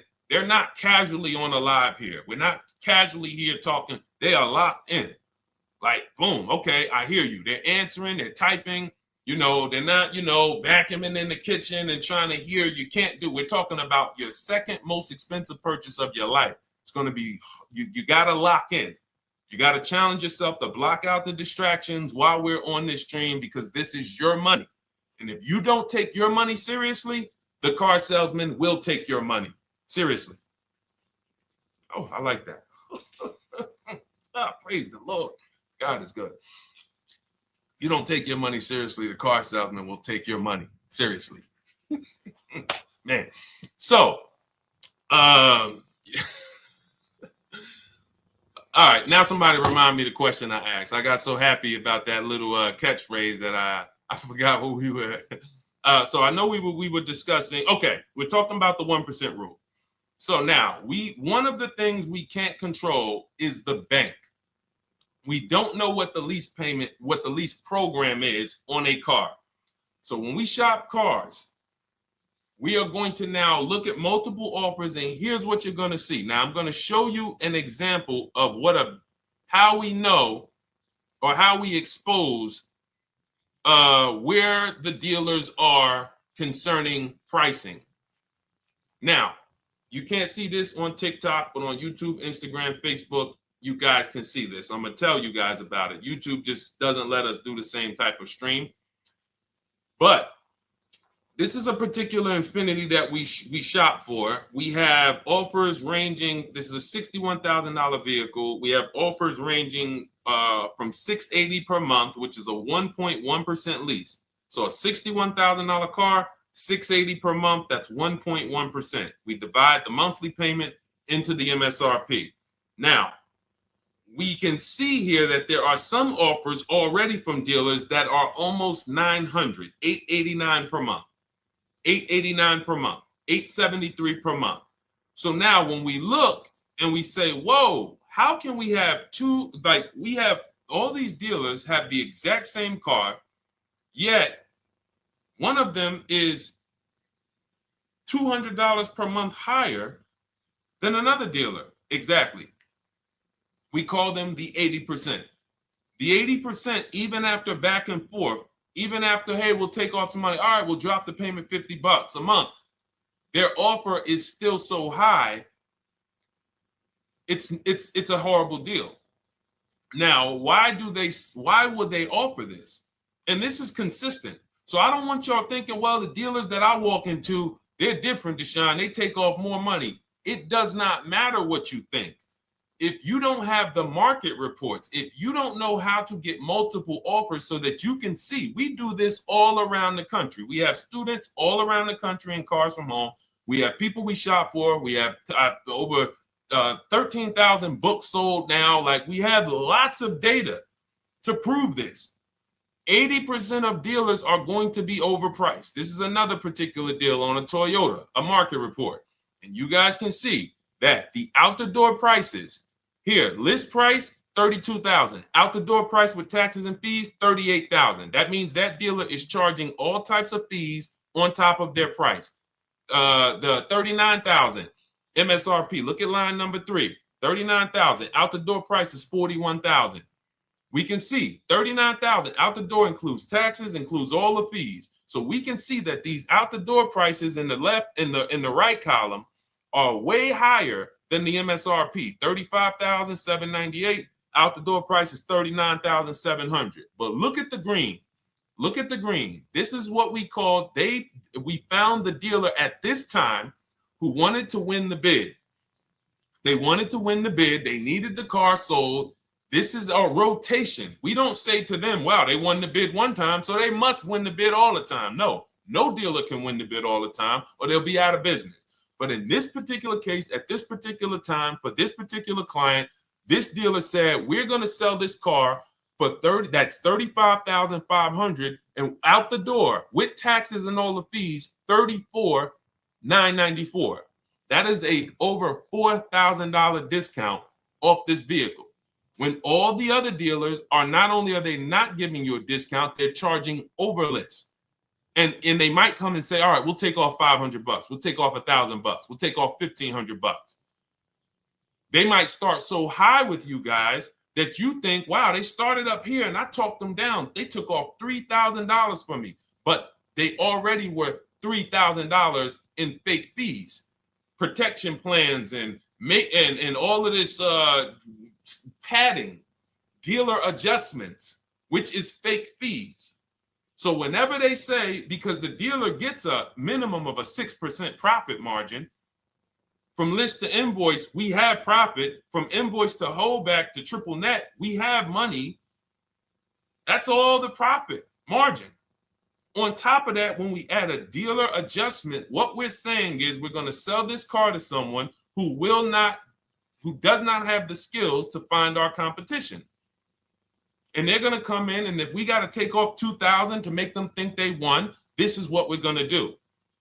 But what we do here, what people like Brian is going to do, look, just finalize my first ever lease using your system, 2025 Honda HRV, $30,000 vehicle, $395 a month payment.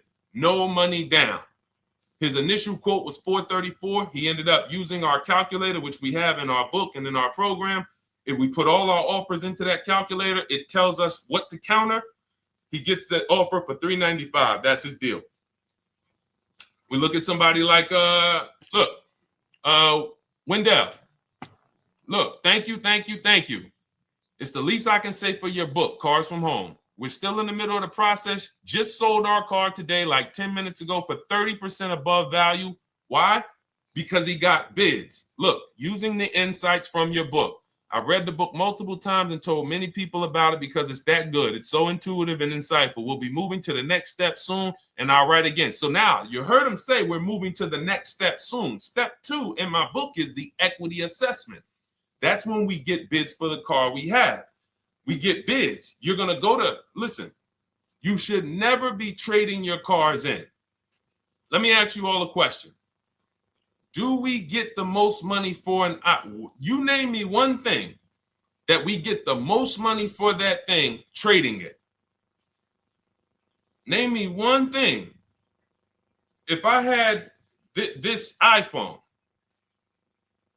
do I get more money trading that iPhone in for another phone, or do I get more money listing it online and selling it to whoever will pay the most? Trading or selling? Let's go. Who's locked in? Tax advantages are very small. I understand you, Ronald, but the tax advantages, we have people that are selling their cars to cash buyers for $3 to $5 grand more than what they can get on trade. A tax value, a tax advantage for the difference is not, it's minimal. Exactly. Thank you, King Carter. You listed. So the money is in the bids and the competition. So going back to this person who asked the question, how do I get the best deal on a lease? It's going to be through multiple offers. That's my 2 favorite words. I would wear them on a shirt if I didn't wear unlearn, relearn. Because more than multiple offers, I need you to unlearn. Because the people who come with bad information from years, Deshone, this is not how my uncle taught me to buy cars. Deshone, this is not how I ever heard about getting cars. I was always taught just go in and just don't tell them about your trade and then ask to see the invoice and all of this stuff. That's what I was taught. Yeah, but you're not going to get the prices we're getting until you unlearn all of that bad information. Bidding is how we buy everything. When we go into the supermarket to get spaghetti sauce, all of those companies are bidding. They're bidding. Hey, listen, we'll sell you this for $3.99. Hey, we'll sell you this for $5.29. But we got a better product. We got quality. Look at us. Look, it's all bids. Everyone who wants to sell us something is competing, except car dealers. Y'all notice that? So the mindset that y'all got to have if y'all want to really win and save all of this money and get these huge discounts is I'm going to start purchasing and leasing cars like I buy other things. It's going to be a competition. And I promise you, your whole life is going to change. Your entire car buying experience will change forever. You will be sitting here just like my man Ken, graduated, $585 a month payment, no money down on his Nissan Murano Platinum, $50,000 vehicle. He's paying $585, no money down. $50,000 vehicle. How much would a $50,000 vehicle cost us on a loan if he purchased it? How much would a $50,000? Some of you know every $5,000 is how much per month. Let me see who's locked in. Who's locked in?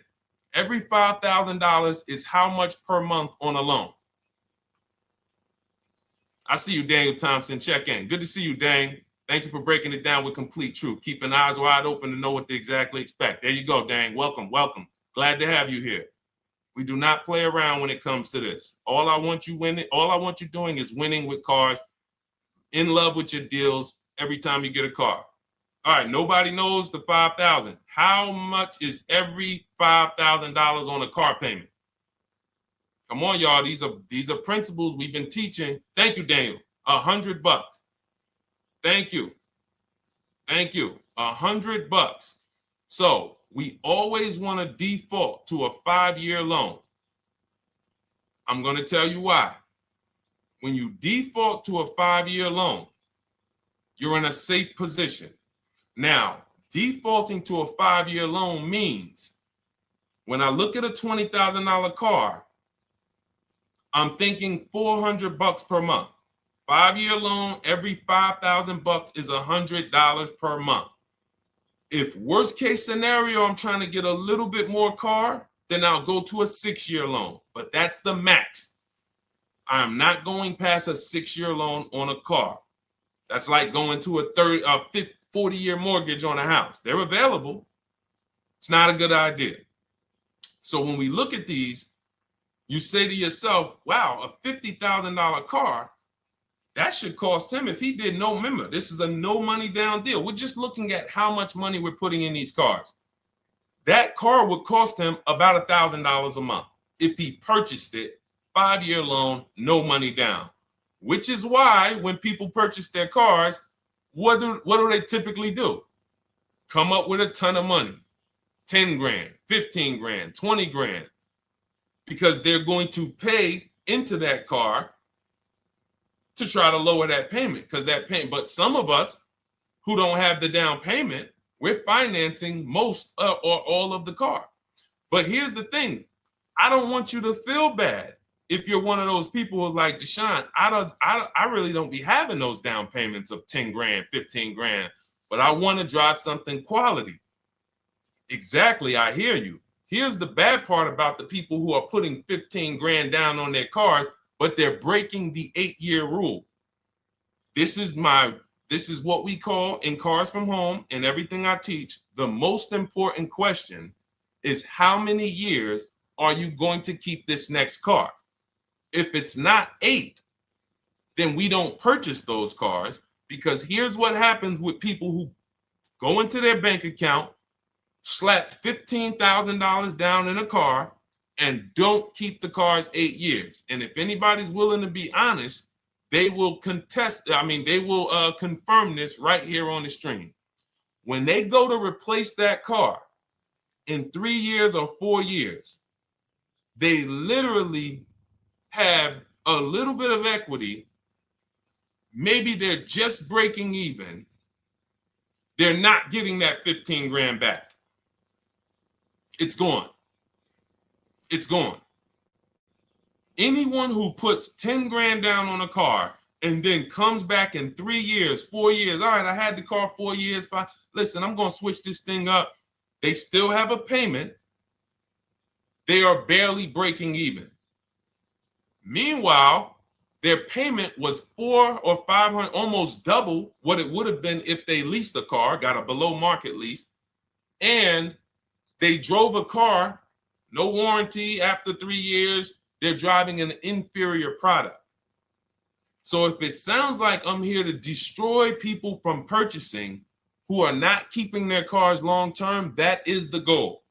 Because as long as you are buying cars that you're not keeping 8 years and you buy them, you turn around and you replace them, you are going to continue to spend way more money than people getting below market leases like Ken and like a lot of other people I'm going to show you on the stream. Lots of other people. Look,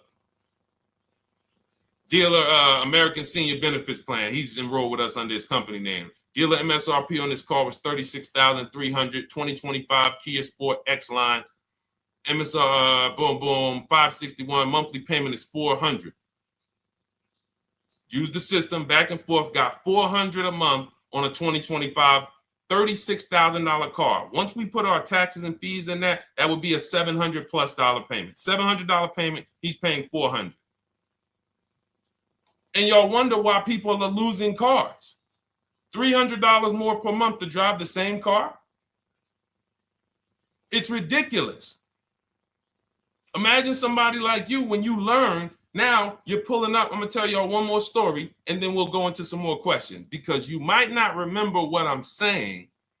So those of you who have the book, you got this for the rest of your life. But you will remember, hopefully, a story. I'll tell you about my neighbor. So my neighbor finds out that I'm into this car business and that I educate. And he said, hey, Deshone, I was watching some of your videos and I come across this 8-year rule that you teach. And his wife had actually had a Kia Telluride. Popular vehicles, probably been one of the most popular SUVs, that the Palisade, since 2007, 2019. Super popular vehicles. People were charging $5,000 over sticker for them during the pandemic. People were paying it. We were getting them at discounts. Now, his wife totals the truck. She has an accident, totals the truck. She's fine. Truck is totaled. He was financing it. He said, Deshone, I see this 8-year rule thing, man, and I don't keep my cars 8 years. I said, okay. He said, so I'm thinking I should, like, you're saying I should be shopping for a lease on my next one. I said, exactly. I said, make sure you get multiple offers, because if you just walk in and say, hey, work me up a lease, they'll give you the same payment you had on the purchase. And then they'll tell you something ridiculous that they want you to believe, like, hey, the lease is the same price as the purchase, so you might as well just purchase it. And people believe this stuff. Now, I said, you get multiple offers, stay at home. He calls me, he says, Deshone, I got the new version of the Telluride, new. I'm paying $479 a month. He's $497, and then he said, I think he put down like $1,000, bring it down to $479. $497. He was just paying $800. Do you think anyone can tell him anything about leasing? He's pulling up in the same exact truck. In fact, the newer version. He knows he wasn't going to keep the car long term anyway. He's not going to pay it off and then keep the car and have a paid off Kia Telluride for 10 years. That's not what he does. He keeps them 3 years, 5 years, 7 years, and then he replaces them. So why is he paying $800 a month for years, no warranty, when he could be driving brand new ones for $497 a month, problem free? But as I said, some people are determined to pay more. But the people who, once you get this leasing thing, if you're not keeping your cars, it will change your life. Now, again, I got a car I'm purchasing, we're keeping it. Anything you are buying, keeping 8 years, forget about leasing. It shouldn't be a thing. Who keeps their cars more than 8 years? Let us know. You're an 8+ year person, let us know. In fact, I don't even want to ask, who has a car right now that they've had more than 8 years? And then we'll answer. I want to get Kathy's question too. And then let's get some purchase questions. Let's get some used car questions. Let's get some bank financing questions. We do it all here. But one of the most misunderstood subjects is this leasing thing, and it is costing you guys thousands of dollars every year. And you're driving old cars with no warranties, paying high payments on them because somebody told you you should be purchasing cars. I'm here to tell you they owe you money. They owe you money. All right? So who has a car right now that they've had more than 8 years? Let us know. How many years have you had it? And by the way, for those of you who just joined, this is our Tuesday, May 6th live. We are live every Monday through Thursday at 12 noon Eastern time. So for those of you who are here catching us live, that's when we're live. We will rebroadcast this and replay this show throughout the rest of the day for those who could not catch it, or if you had to jump off, go back to work. You're like, oh, I got to go back to work. You can catch it on the replay throughout the day. But we are live Monday through Thursday at 12 noon. So welcome to the people who are here. EJ, driving a lot of miles does not matter. Let me break this down for you. So right now, let's go to somebody who else has a lease. Let's look at, because who's heard with leasing you can't drive too many miles? Who's heard that, right? Type me if you've heard that. Let's go. Type me if you heard that. Come on, where's the locked in people at? I see Kathy, I see EJ, I see DJ Ant Nice, I see XP. All right, I see Mr. Slim. Welcome to the community. I see Rhonda. All right, where are the locked in people? Instagram, where we at? Locked in. All right, dang, I see you. Jamel. All right, perfect. So, Sherry, I see you. Sherry Baker on TikTok. So you've heard, oh, you can't drive a lot of miles with a lease. Let's be clear here. You choose the mileage on your lease. It's not selected for you. In fact, the only time it is selected for you is if you don't realize you choose it. That's the only time they're going to choose your mileage for you. If you go in and you do something like, hey, work me up a lease deal, they're probably going to work you up a 10,000 mile a year lease deal. And they're probably going to say, hey, you need $3,000 down, and this is going to be your payment. And next thing you know, it's a high lease, and it's just terrible. Happens all the time. We tell people how to quote us. First payment due at signing, taxes and fees in the payment. So now let's look at a lease, and let me show you what it would look like. So this is Val Boss Lady. She's in our Shop with Deshone program. Everything that you guys know that we're talking about here, if you're like, hey, I really, really want to go deeper, I want the step-by-step, the blueprint, that's my digital book, Cars from Home, 7 Steps to Saving Time, Money, and Avoiding Dealerships. Normally $97.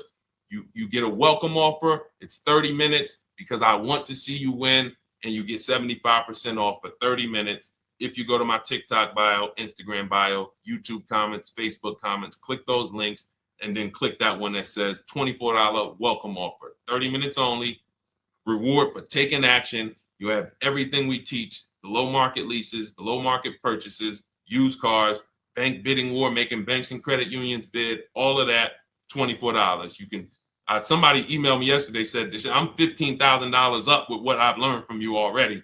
And so if you can get it for $24, you can save tons of money for the rest of your life on a $24 investment. In this case, Val's in she's more of a wants to do it with me type. Videos, checklist, she doesn't want to read. That's our Shop with Deshone, do it with me program. I coach people. And so she gets a deal on this particular car. Same information, by the way. Not better information here than the book. It's just different learning styles. So she gets a $51,000 electric vehicle, 2025, beautiful vehicle. She's paying 1.16. So her payment on this car, on this $51,000 car, let's continue to make sure we understand the price of these cars. $51,000 car, her payment is $591. No money down. Now, some of you might say, wow, if I got $591, I'd probably put like $3,000 down, bring it down to $499. You could do that. That's how we can do that because she already got an incredible deal. Then we're just determining how we want to structure our payment. And thank you for everybody sending me gifts. I appreciate you. Thank you for all the badges. I don't take it for granted. And thank you for everyone who's hit the like button. Those of you who are double tapping the screen. Every time you hit something on TikTok, you like it, you double tap the screen, you keep running those likes up. We appreciate you. It does matter. It helps spread the word. So let's say Val she's a high mileage driver like EJ. Let's say, EJ, how many miles per year do you drive? 20,000, 25,000? Let us know. I'm gonna show you why. In my book, I have 2 strategies for high mileage drivers. I'll tell it to you guys right now. How many miles a year do you drive, EJ? 25,000, 20,000? Those are both high. Let us know. Or if anybody, else, because, anybody else who's a high mileage driver, let us know. How many miles? 26. All right. Thank you, EJ. So let's just round that to 25 for now. Let's just round that to 25. So let's say instead of her $591 payment for a $51,000 car, now you could shop for a $30,000 car and you can have a 1% payment. If it was, a similar deal, you'd be paying $300 a month. In her case, she has a $51,000 car. She probably wanted a nice SUV that looks beautiful, that some other people are paying $1,000 a month for. She's paying $591. But if she wanted to bump it up to 15,000 miles a year, she'd be paying another $30 more per month. She'd be paying $620.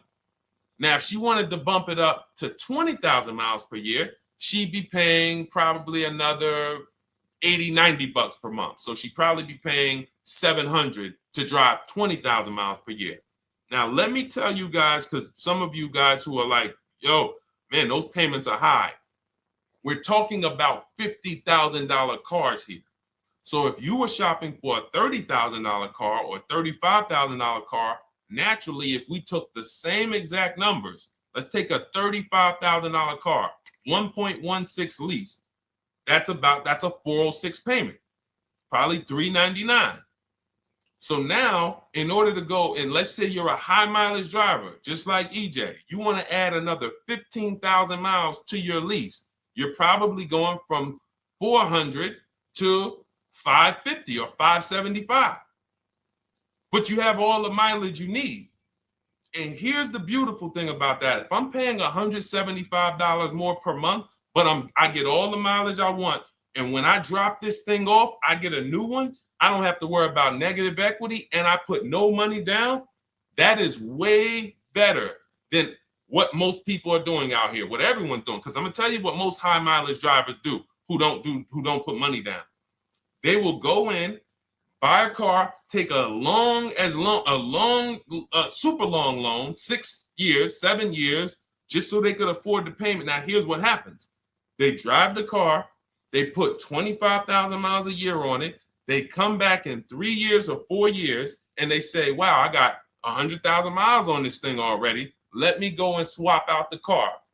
What situation are they in at that point, guys? You put 100, you got a 6-year loan, average loan. You drove 25,000 miles per year. You put 100,000 miles on the car in 4 years. You come back, you still have 2 years of payments left. 15 grand negative equity. I used to see it all the time. Thank you, I am rich. Locked in on Instagram. I see you. Locked in. See it all the time. Every car salesman who has dealt with a normal 25,000 mile high mileage driver that does not keep their cars sees it all the time. They come in, yo, man, what you do for a living? Man, yeah, I do DoorDash, I do Uber. Oh man, I work in sales. You know, I'm on the road a lot. You know, I'm here. You know, all right, I want to replace this thing. I got like 110,000 on it. Okay, you still got a loan on it? Yeah. All right, we already know you got negative equity. Then we appraise the car. All right, the car's worth like 7,000. How much you owe? Man, you owe 19,000. All right, well, what can I do? Can you get me into something? Roll that loss all the way over. On top of that, you finance the car, so your payment is high. You finance the whole car, so you're paying a high payment compared to if you had leased, just literally shop for your leases, added your miles to the lease that you needed. You're paying $175 more per month. You got a brand new car. And I'm going to tell you, I did not make this up. I learned this from someone. A lot of what I'm teaching you, I learned from my clients when I was in the dealership. This guy, I worked at Hyundai for six weeks. Man, this dealership, the owners got indicted. I got out of there. Way before the owner got indicted. It just had straight up highway vibes, like the worst you could ever imagine. As I was in there for 6 weeks, I was a manager. I enjoyed being a manager. We did a lot of deals in my department in 6 weeks. But I said, I am out of this place. Anyway. But I learned something very valuable there. We had a client a customer was returning his lease on his Hyundai Sonata. Guy comes and I'm grounding the lease. I'm doing the paperwork for him. He has 72,000 miles on the car. 72,000 miles. I said, how the heck? I said, you lease this? He said, yeah, I always lease. That's all I do. He said, I used to buy my cars every single time I came.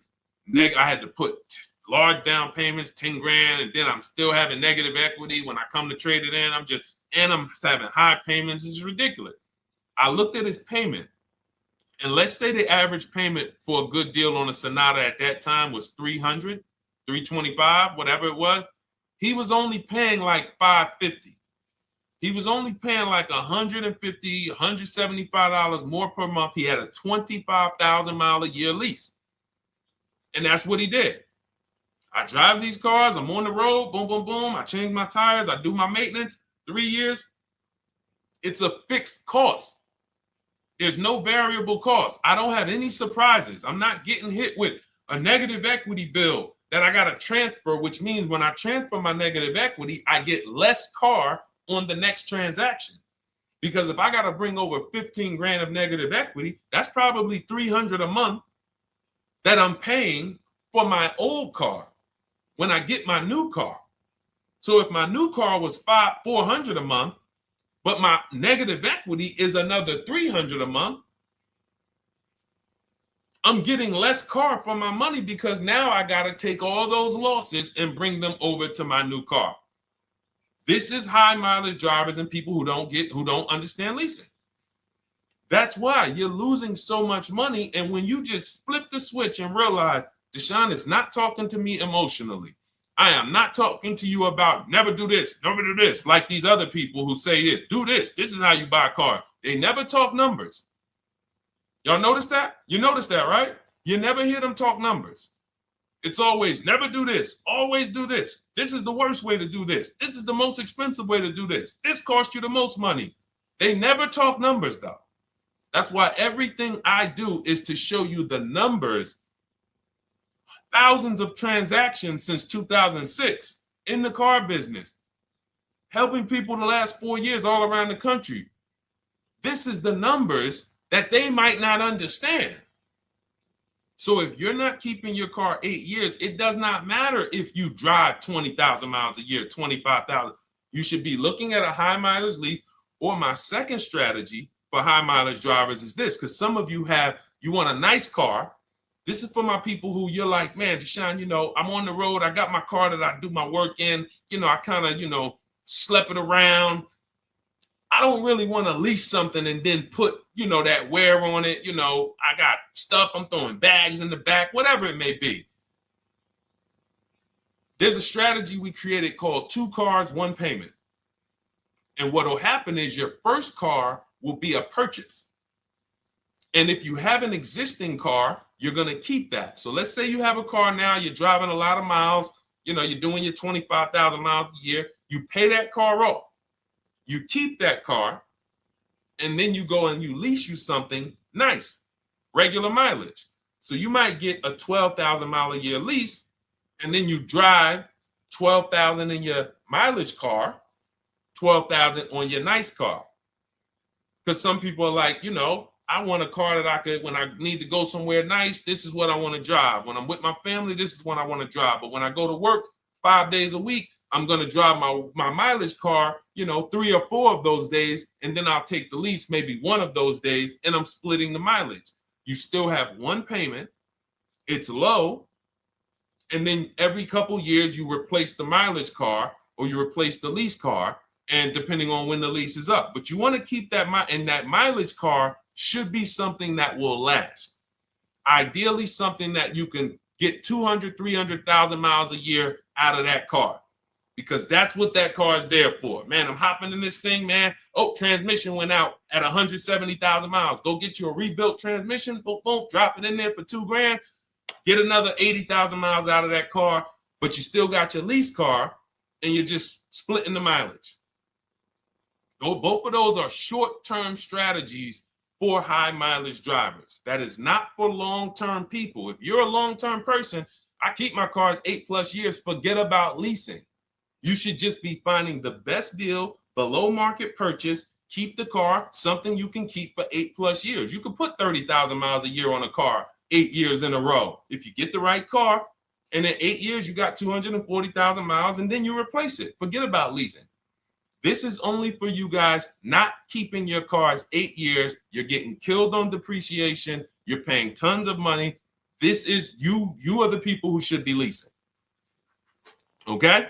So everything we're talking about this is the Cars from Home system. We teach this. I'm not freestyling this. This is in my book, digital book, Cars from Home, 7 Steps to Saving Time, Money, and Avoiding Dealerships. We have two strategies for high mileage short-term drivers, 1 strategy for high mileage long-term drivers. And so if you want your copy, you can get it for 75% off. That's our welcome offer to you. As a 30 minutes welcome. Thanks for being here. I want to reward you. If you want everything we teach in a step-by-step way, go grab your digital copy. It's in my TikTok bio. It's in my Instagram bio. Click those links. We also got a link in the YouTube comments and the Facebook comments. Grab your copy. And make sure as soon as you purchase, screenshot the thank you page. You're going to see thank you for your purchase. screenshot this page because it has my support team's email on there. And then there's a link for you to open the book right there. You can save it right to your computer or right to your phone. Okay. But and we also have a special for those of you who are like Deshone. What about that, video checklist and coaching program? That's lifetime access to my video checklist. You're like, maybe Deshone, I don't really read. I like step-by-step videos. And also, I want to be in your Facebook group. We have 1,600 people before you that are in that group. 2,300 people that are shopping with us that have a lifetime access to our video checklist. We have a $200 special for that welcome offer. And so I'm always about rewarding people for taking action with a special offer. It's limited time though. And so get in where you fit in.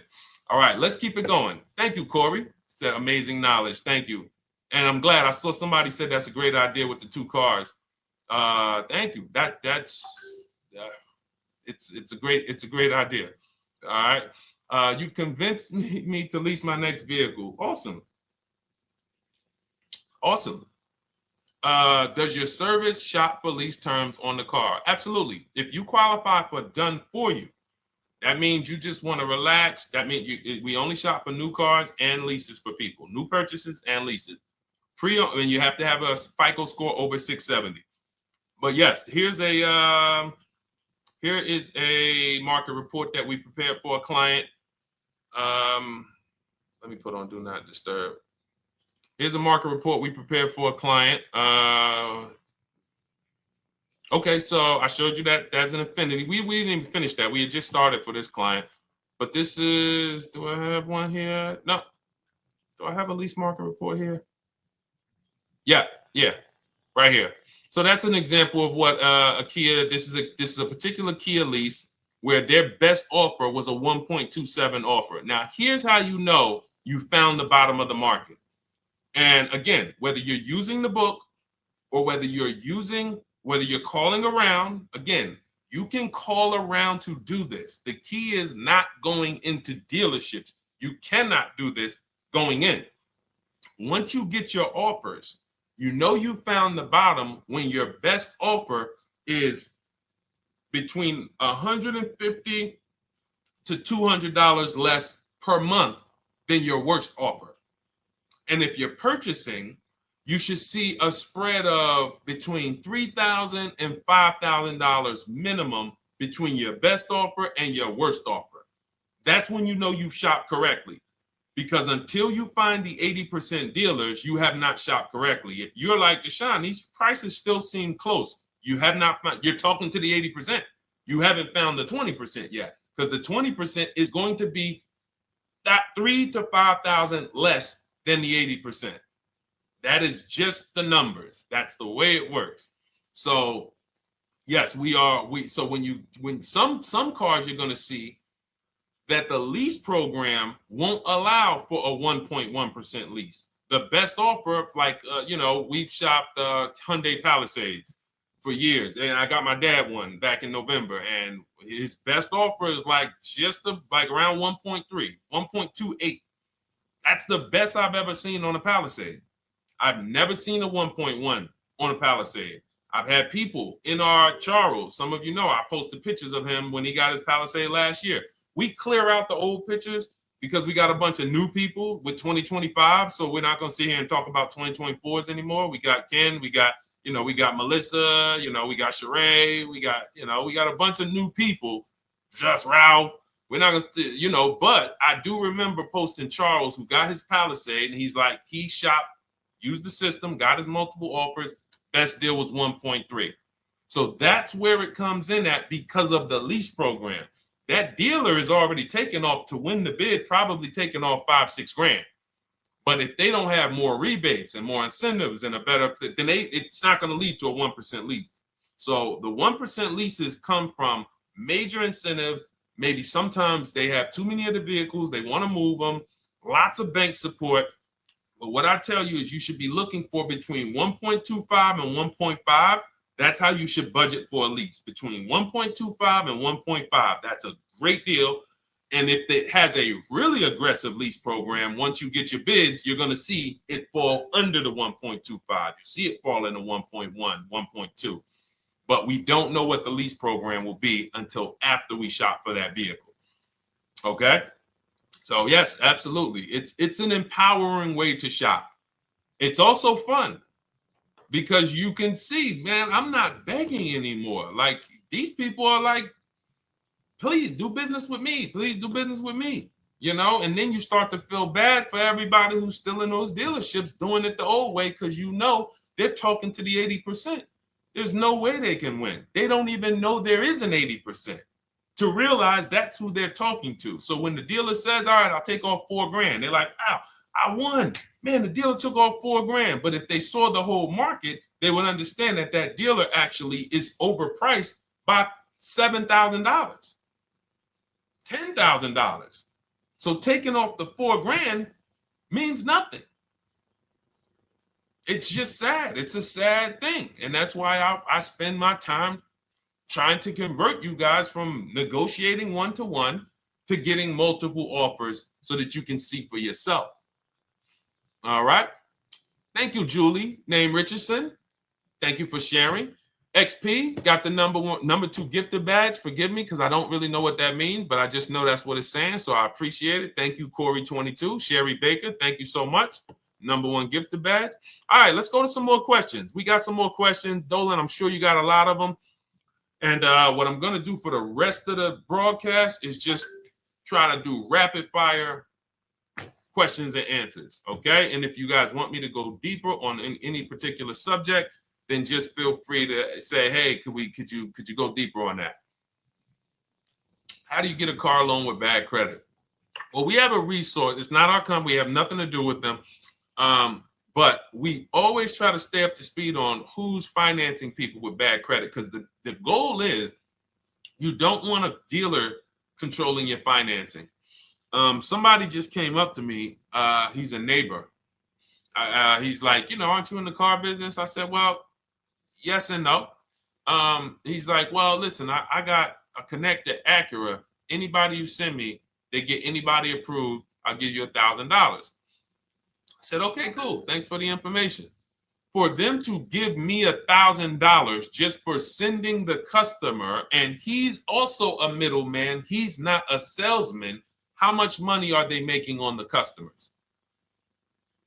If they're going to give me $1,000 just for sending someone with bad credit to them, how much are they making on the deal? Arms Reach, congratulations. Just got my book. You use it when, please send me your email testimonial. As you use it, just as you do your equity assess, everything, email me. Congratulations. How much are they making? We can imagine, right? If they're giving me $1,000 just for bringing them the customer.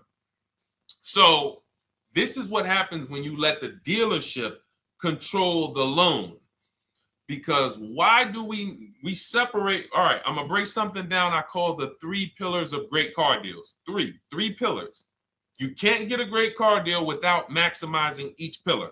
And some of y'all that have been with us for 3 years, y'all already know the 3 pillars. First, who you buy your car from. Second, who you get your loan from. Third, who you sell your old car to. That's 3 separate transactions. The car business has trained you guys to give them all 3. All 3. The car business has trained you guys to give them 3 transactions. Anytime you purchase the car, who's done this? Be honest. Purchased the car from a dealership, sold them your old car, in which case you call it a trade, and they got you your loan. Who's done this? 3 transactions in one. Why do we know these are 3 transactions? One, there's competition. People want to buy your car. It's okay, Corey. That's that. Thank you for being honest. That's how we change. The reason why we know that these are 3 transactions because there's people who want to compete in every one of them. There are people who want to buy your car. That's why step 2 in our book, we never trade. We get offers from CarMax, Driveway, Carvana, AutoNation, Car Gurus, Kelly's Blue Book Instant Cash Offer. It's a bid. We just had someone sell their lease. Miss Hickman, she sold her lease, made $4,700 selling her lease. CarMax won the bid. Drove the car for 3 years, had equity. She dropped her lease off. They gave her $4,700. Won the bid. That's one pillar. Second, who I'm going to get my loan from if I'm getting a loan. Those of you who are paying cash or leasing, this is not a pillar. But we need to bid out our loan. We had a great talk yesterday on our show yesterday where I asked, who do you guys get your loans from? Most people said the bank, the credit union, the dealership. One person said the right answer, whoever gives me the best APR. That's the right answer. And then we have who we buy our car from. There's banks and credit unions that want to compete for our loan. There's multiple dealers who want to compete to sell us a car. So we can't get a great deal until we have bid out each pillar. And that's why when we have bad credit, if we let the dealer now control, this dealer has a car. We didn't bid out that car to find out, is it a great price? Now they're also giving me the loan and they're charging me 25%. We didn't bid that out to see, is that the best loan I could get, even with my bad credit? Is that the best loan I can get? So the key, what you want to do first, if you have bad credit, is I'm online looking for anyone who will finance me with bad credit separate from the dealer. I'm not going to Carvana.com and saying, hey, you can get a car with us you can get a loan with us as long as you buy a car from us. You're mixing the transactions. You're taking away my ability to get bids. I'm finding someone you should check out. There's a resource. Oh my goodness, what's the name of the company? It's in my book, but I want to give it to you. Goodness, it's slipping my mind right now. Send me an email or a DM, because here's the thing. If you use just that part and get the loan funded, but you don't know how to bid out everything else and structure your transactions, and are you keeping the car 8 years? Because if you're not keeping the car 8 years and you're like, Deshone, I hear you talking about leasing. I'm not keeping my car 8 years, but my credit's not good. The only purpose, if you telling me that I could be driving brand new cars for cents on the dollar, but I don't qualify right now, this car that I'm going to get is to set me up.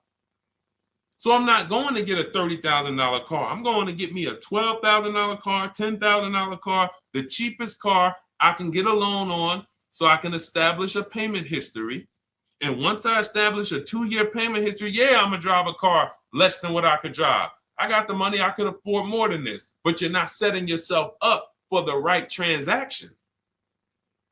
You should be setting yourself up and saying, all right, I'm going to sacrifice with this car, drive something that I know this is not my ideal car, but I'm going to build 2 years of payment history. So when I go and I swap into my lease in 2 years, I'm out with a brand new car. I'm paying cents on the dollar, and I won.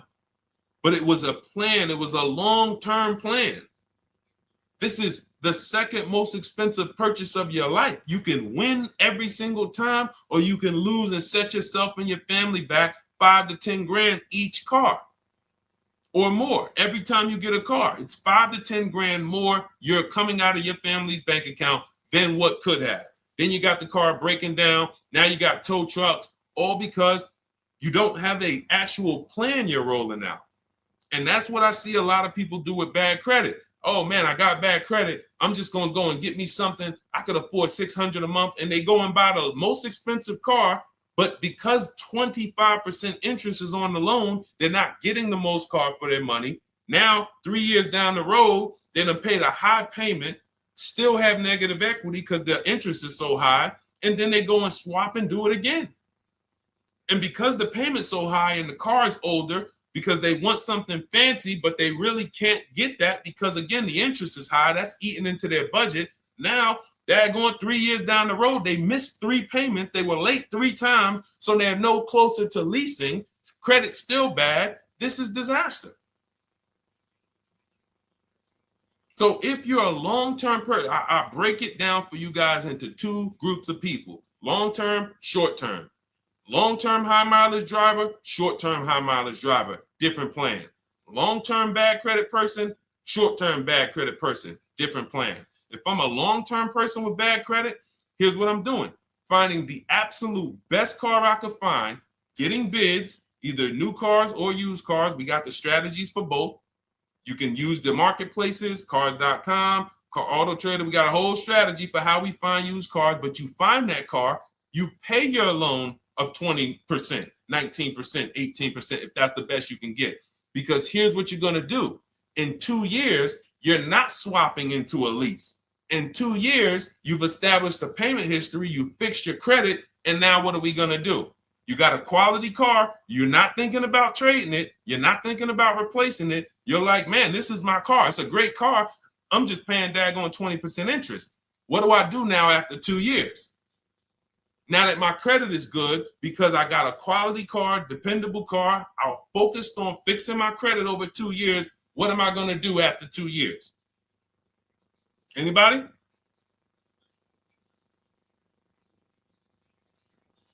Thank you, Arms Reach. Refinancing the car. Exactly. Exactly.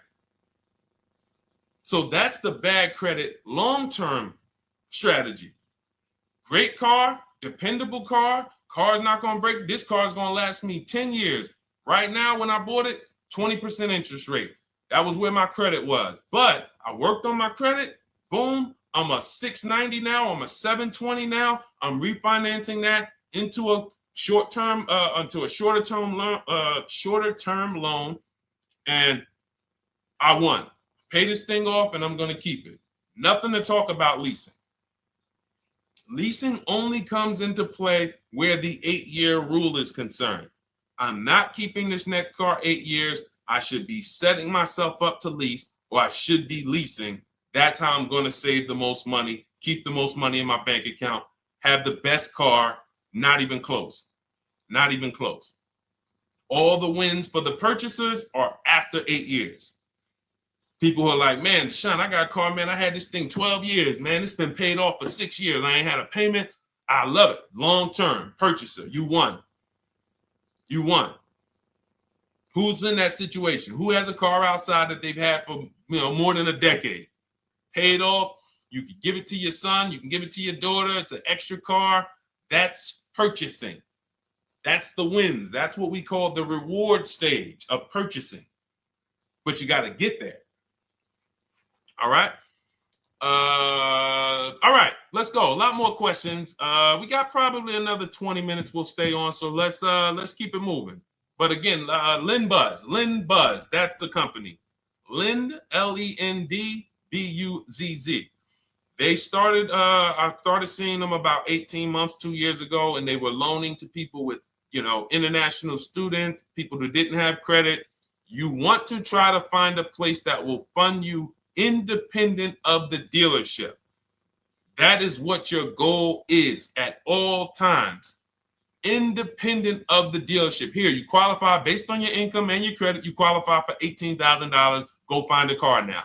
That is what you want. You don't want people mixing the bank loan with the car and two pillars that they are controlling. We're controlling the price of this car. We're controlling your interest rate. We don't want that. Yep, exactly, Cindy.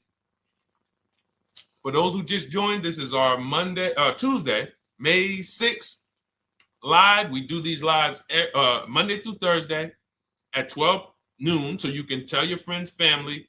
We wanted to now come up with a constant and consistent time where I can meet with you guys. If you don't have, if you can't stay the whole broadcast, we will replay these throughout the day because sometimes people got to jet back to work. They're watching us on the lunch break.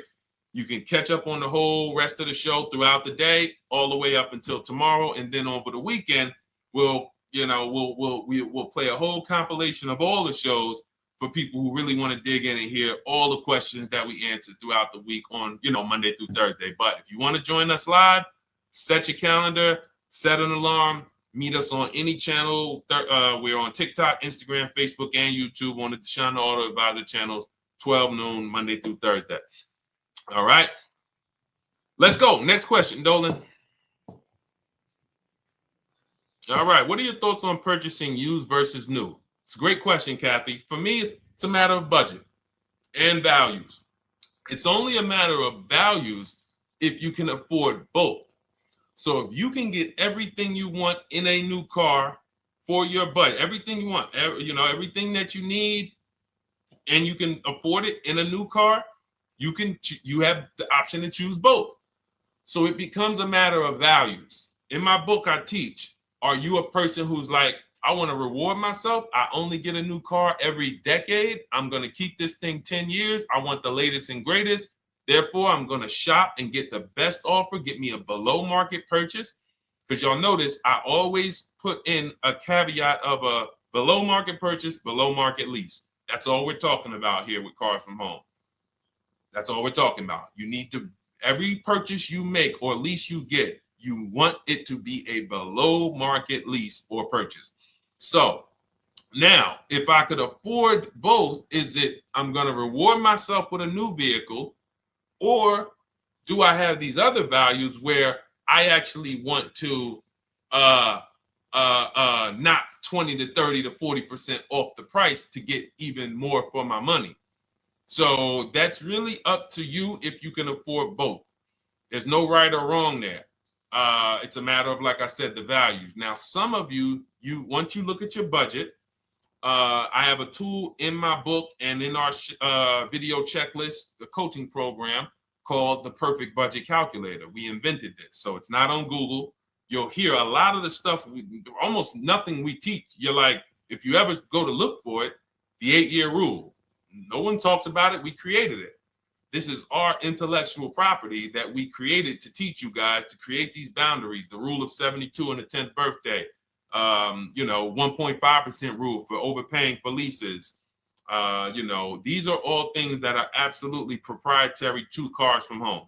But one of them is this Perfect Budget Calculator. Sometimes when we're factoring budgets with most calculators, they don't include fees that we know dealers have.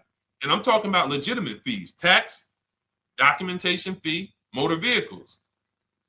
So we're putting our budgets together, but we always get caught out there. Who's had that happen? You got it all figured out. You get to the dealership, you bought the car, and they're like, well, what are you going to do with the fees? Because you got $3,000 in taxes and fees. And you're like, whoa, where'd that come from? Sometimes they're lying and sometimes it's legit. But none of these calculators factor in the fees and everything like that. So we created this Perfect Budget Calculator that does. But here's the thing. Once you find out what your budget is, even if you're budgeting with a normal calculator, just add a couple thousand to account for the taxes and the fees. But you might see, I can't get everything I want in a new car for this budget. Everything I need, I can't get for this $24,000, in which case I need to go and look for a pre-owned one. So that's why I said, in reference to your question, Kathy, what are my thoughts on purchasing used versus new? It's a matter of values and budget. Budget first, because budget will determine if you can afford both and get what you want. But if you can afford both and get what you want, then it's a matter of values. Okay?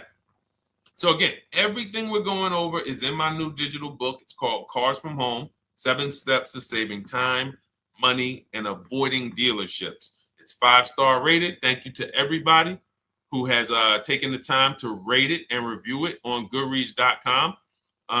It means a lot. And we can't continue to get this information out without you guys. So we appreciate you.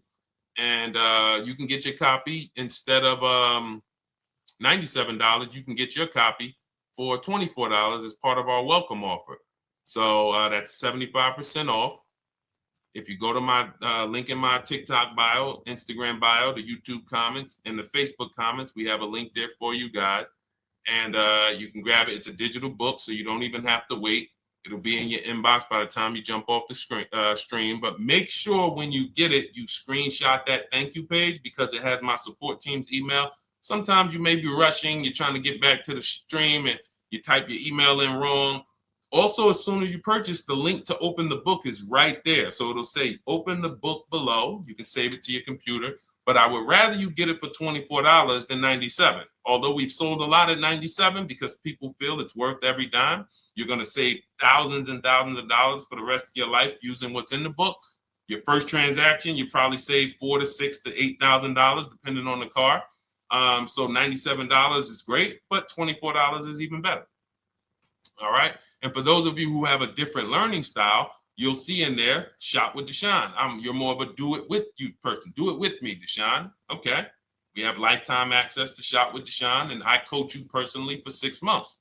So we jump on Zoom calls twice a month.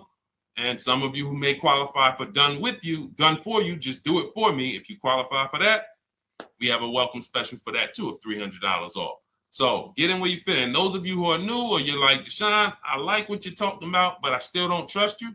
You can start with our free cheat sheets.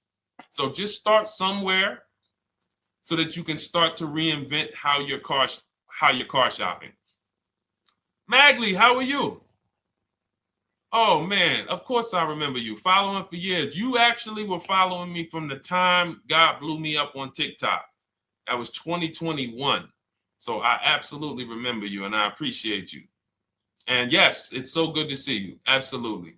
Absolutely good to see you. All right, Dolan, we got a couple more questions. We got time for a couple more. Let's try to go as fast as possible. The discount for the book is not working. It says time ran out. It's 30 minutes. I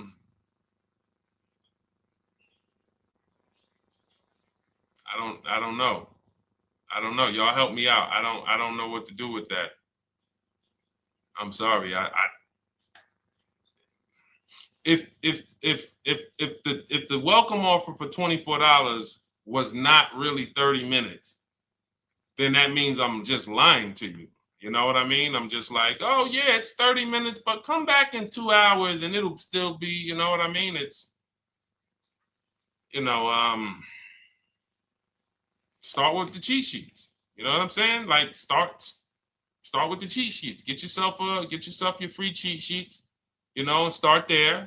And when you feel better about working with us in some capacity, you go to the next step. Start with the free cheat sheets. All right, let's go, Dolan. So I'm a new driver. Should I be looking to be an 8-year person or a lease person? Well, I'll tell you this. I got 3 young adults. 2 my daughter, my daughter who's 18, my niece who's 20, and then a young man that I, basically like a son to me who's in the Navy and he's 21. Well, he'll be 21 this year. So he's 20. Now, they all called me in the last 3 months because my daughter's getting her license. My daughter didn't call me. She's getting her license in the next, in June. And we've all talked about this. How should I get this car?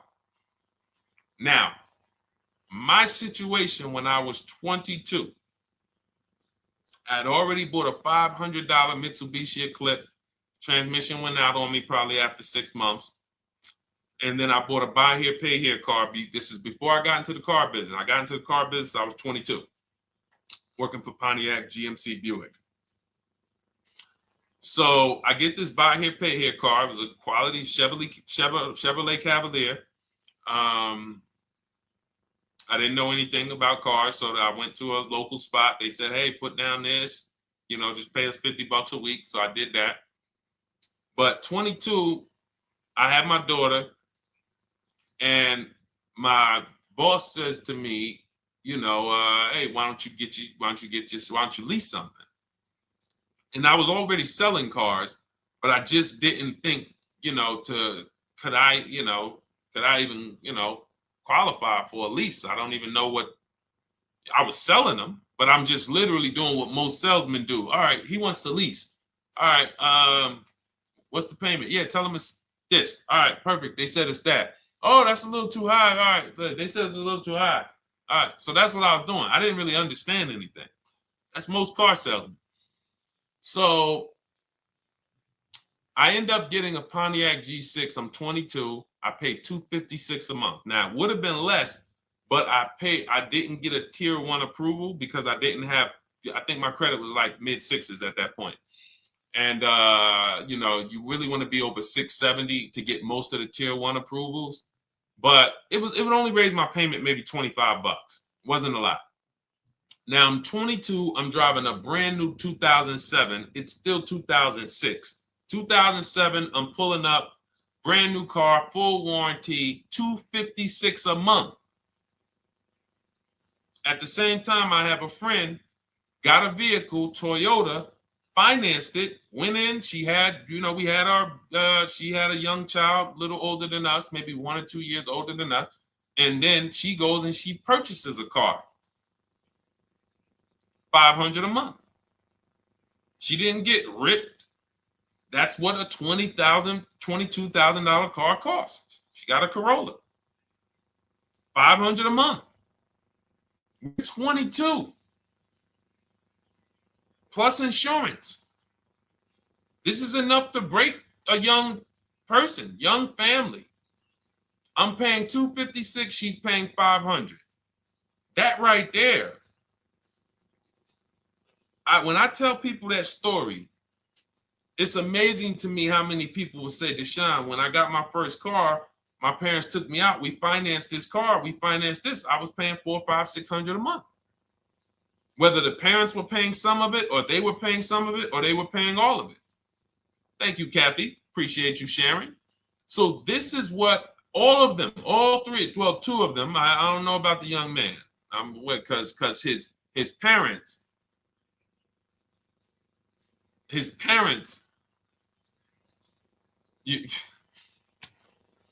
I'm not going to override your parents. And if your parents tell you that they think you should buy a used car or buy a good, then okay.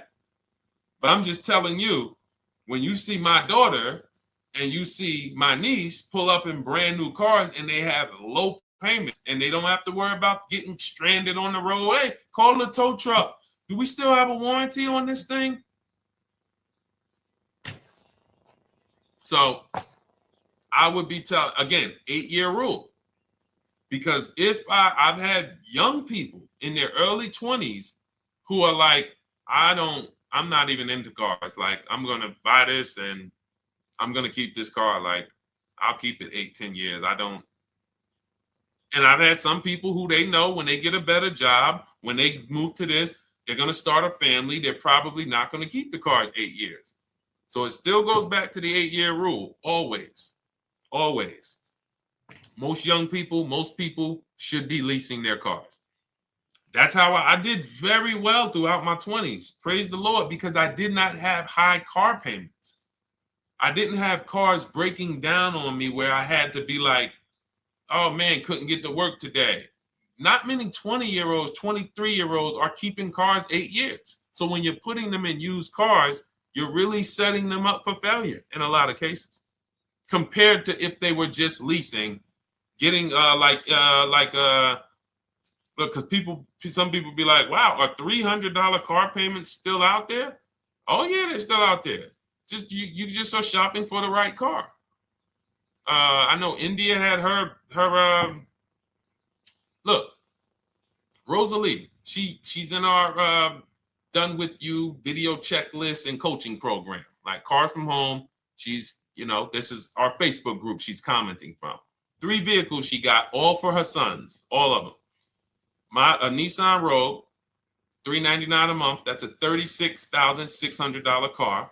She got a Mazda CX-30. That's a $28,200 car. Payments $339 a month. $339 a month. And then she got a Mazda CX-50 for her other son, $40,000. On top, we haven't even talked about the equity and leases and selling leases and, you know, really maximize her equity, because she said she got $6,700 selling 2 of the old leases. $6,700. Drove the cars for 3 years, had equity, bid it out, sold 2 of them, $6,700. You're probably like, Deshone, I didn't even know you could sell a lease. My question is, how much has that cost you? So when you're looking at investing in anything we're doing, be it my book, be it Shop with Deshone, our video checklist and coaching, be it our Done For You program. One thing that we do covers everything. Your first deal, if you're moving, you're gonna be like, shoot, I got everything I just invested back times 10. That's what we hold ourselves accountable to. Just her equity alone, she made $6,700 selling 2 cars. Didn't even know I could sell leases, and I just put $6,700 in my pocket selling 2 leases. Whoa. So $300 payments. Those would be perfect cars for young people. $339, that's with no money down. Imagine if she wanted to put another $2,500 down, bring the payment down to, $275. This is the way to be moving. And those of you who are getting this, are you getting this? If you're getting this, type some dollar signs. Who's getting this? Who's getting this? Type dollar signs in the chat. Who's getting it? Let's go. Who's locked in? All right. I see you, Mario. I see you, Dane. I see you, Terry Carter. I see you. Who's getting this? Who else is getting it? Who else is locked in?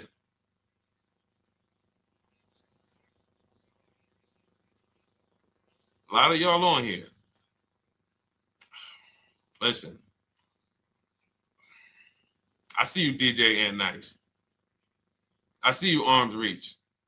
And I can tell the people that's locked in because they be like, all right, Deshone, you said you're here for 90 minutes. I know we got about 3 minutes left. I mean, I'm hanging for this whole thing. I don't want to miss anything. Shout out to the people that are locked in. All right. Go ahead, Dolan. Should the out-the-door price include your trade? First of all, that's a curse word. All right, we're going to go back to that because I got out of saying that for a while. We do not trade cars. So you probably just popped in maybe about 30 minutes ago on the stream. We were talking about the 3 pillars of great car deals: who you buy your car from, who you sell your car to, who you get your loan from. You in order to get a great deal, a below market deal, you must get a great deal from each one, which means you bid out each one. I bid out, got multiple offers for who I was going to buy my car from. I got multiple offers for who I was going to get my loan from. I got multiple offers for who I was going to sell my car to. I bid out everything, therefore I got my great deal. If you bid out this, but you don't bid out this, and somebody you get an interest rate of 7.1 when you could have got an interest rate of 5.2, you lost $2,000. Depending on the cost of your loan, how much you're financing, you lost $2,000. Yeah, you did a bid on who you bought the car from, or you didn't bid out your trade, therefore you didn't find the highest bidder. You traded your car for 14. Another bidder would have paid you 18. You lost $4,000. So you got to bid out everything. That's why we do not trade. The only people that have to trade are people with a lot of negative equity who can't pay off the difference. And that's why I am the reason for negative equity is not understanding leasing. You buy your cars, take out loans, switch the car. Negative equity. It's literally the reason for negative equity is I should have leased, but I didn't. Now I have negative equity because I'm replacing this car with a loan still on it. So out the door price will not include your other car. And if I was trading a car, then yes, the out the door price would include the trade. But because we do not trade cars, our out the door prices don't include the trade. Let me show you an example of what our out the door prices look like. So these are some spreadsheets for our Done For You program where we shop for clients. You can see here, this is we shop for a Subaru for this particular client. In this case, look, and you can see the MSRPs for this car is an inexpensive car, $27,000, $26,000. Look at the out the door prices, 29, 30, 30, 29, 29. These are all out the door prices with the taxes and fees. So you can see these dealers are giving either no discount or a little discount. 27 out the door price is 30,000. But look at the winner. Look at the winner. This particular dealer won the bid at this particular time They're not going to win the bid all the time. In this particular case, they needed the unit. $27,900 is the MSRP. Out the door price is $27,463. The out the door price is lower than the MSRP. How? Because they took off almost $4,000 in discounts. Almost $4,000 in discount. So every time you shop for your used cars or new cars, this is how you should be shopping. If you're not leasing, this is how you should be shopping. I'm getting multiple offers, out the door prices, comparing who gave me the best offer. Who gave me the best offer? Oh, look, Daniel Thompson said, D, I'm bidding out to sell my car and got a $4,000 swing from the lowest to the highest bid. This is the people who you listen. If I can bring them on and have them talk, they would be talking to y'all about how different this is. I didn't bring you here on a Tuesday afternoon, or you're not watching this. If you're watching the replay later on Tuesday, or maybe, Wednesday morning, we go live at 12 noon, Monday through Thursday. So we replay the show just for everyone who missed it. You can send all your friends, family, go to Deshone the Auto Advisor's pages, watch the replay from today's show. But they know this is, I didn't bring you here to talk to you about hundreds of dollars. We are talking thousands of dollars at all times. There is never anything that we talk about that is hundreds. Let someone else talk to you about how you can save a couple hundred more per month. We might be talking about hundreds per month. That might be the only time we're talking about hundreds, $200 per month. But other than that, which equals thousands. We're not here to figure out how we're going to save $50 this month. No, this is big, huge money. So thank you, Daniel. Thank you for tapping in with that information. So, all right, listen, guys. Everything we teach is in a step-by-step format, because when it's not step-by-step, you'll get overwhelmed. When it's step-by-step, you can challenge yourself to stay right on this step, check it off, move to the next step. Check it off, move to the next step. Step 7 in our Cars from Home process is delivery. Step 6 is paperwork. Step 1 is the most important question, which is the 8-year rule. It's literally called the most important question. 8-year rule. How many years are you keeping the next car? Step 2 is the equity assessment. That's why you heard Wendell in his book testimonial. He said, I just completed the equity assessment and we got 30% more than the book value. Bidding it out. He said, I'm about to move to the next step. So everything we teach is step. Step 3 is deal structure, where we budget and we see, all right, how much car can we afford? What does a good deal look like? Step 4, we go shopping, which is choosing what we want. Shopping, looking, doing. We're not buying it. We're shopping the market. We're test driving. We are literally choosing what we want. Shopping, enjoying shopping. Step 5 is multiple offers. That's when we're in talking to dealers online, getting offers, getting bids. Step 6 is paperwork and protection, to make sure that the offer we got is legit. We tied it up. Paperwork is right. We go over extended warranties, tire and wheel, maintenance plans. Do we need them? Key protection. Do we need any of this stuff? And step 7 is delivery. It is a step-by-step path. That is how people win. They're not coming into some college to learn how to be a car salesman or to learn everything I know. No, it's a path. So if you want the blueprint in book form, that's my digital book, Cars from Home, 7 Steps of Saving Time, Money, and Avoiding Dealerships.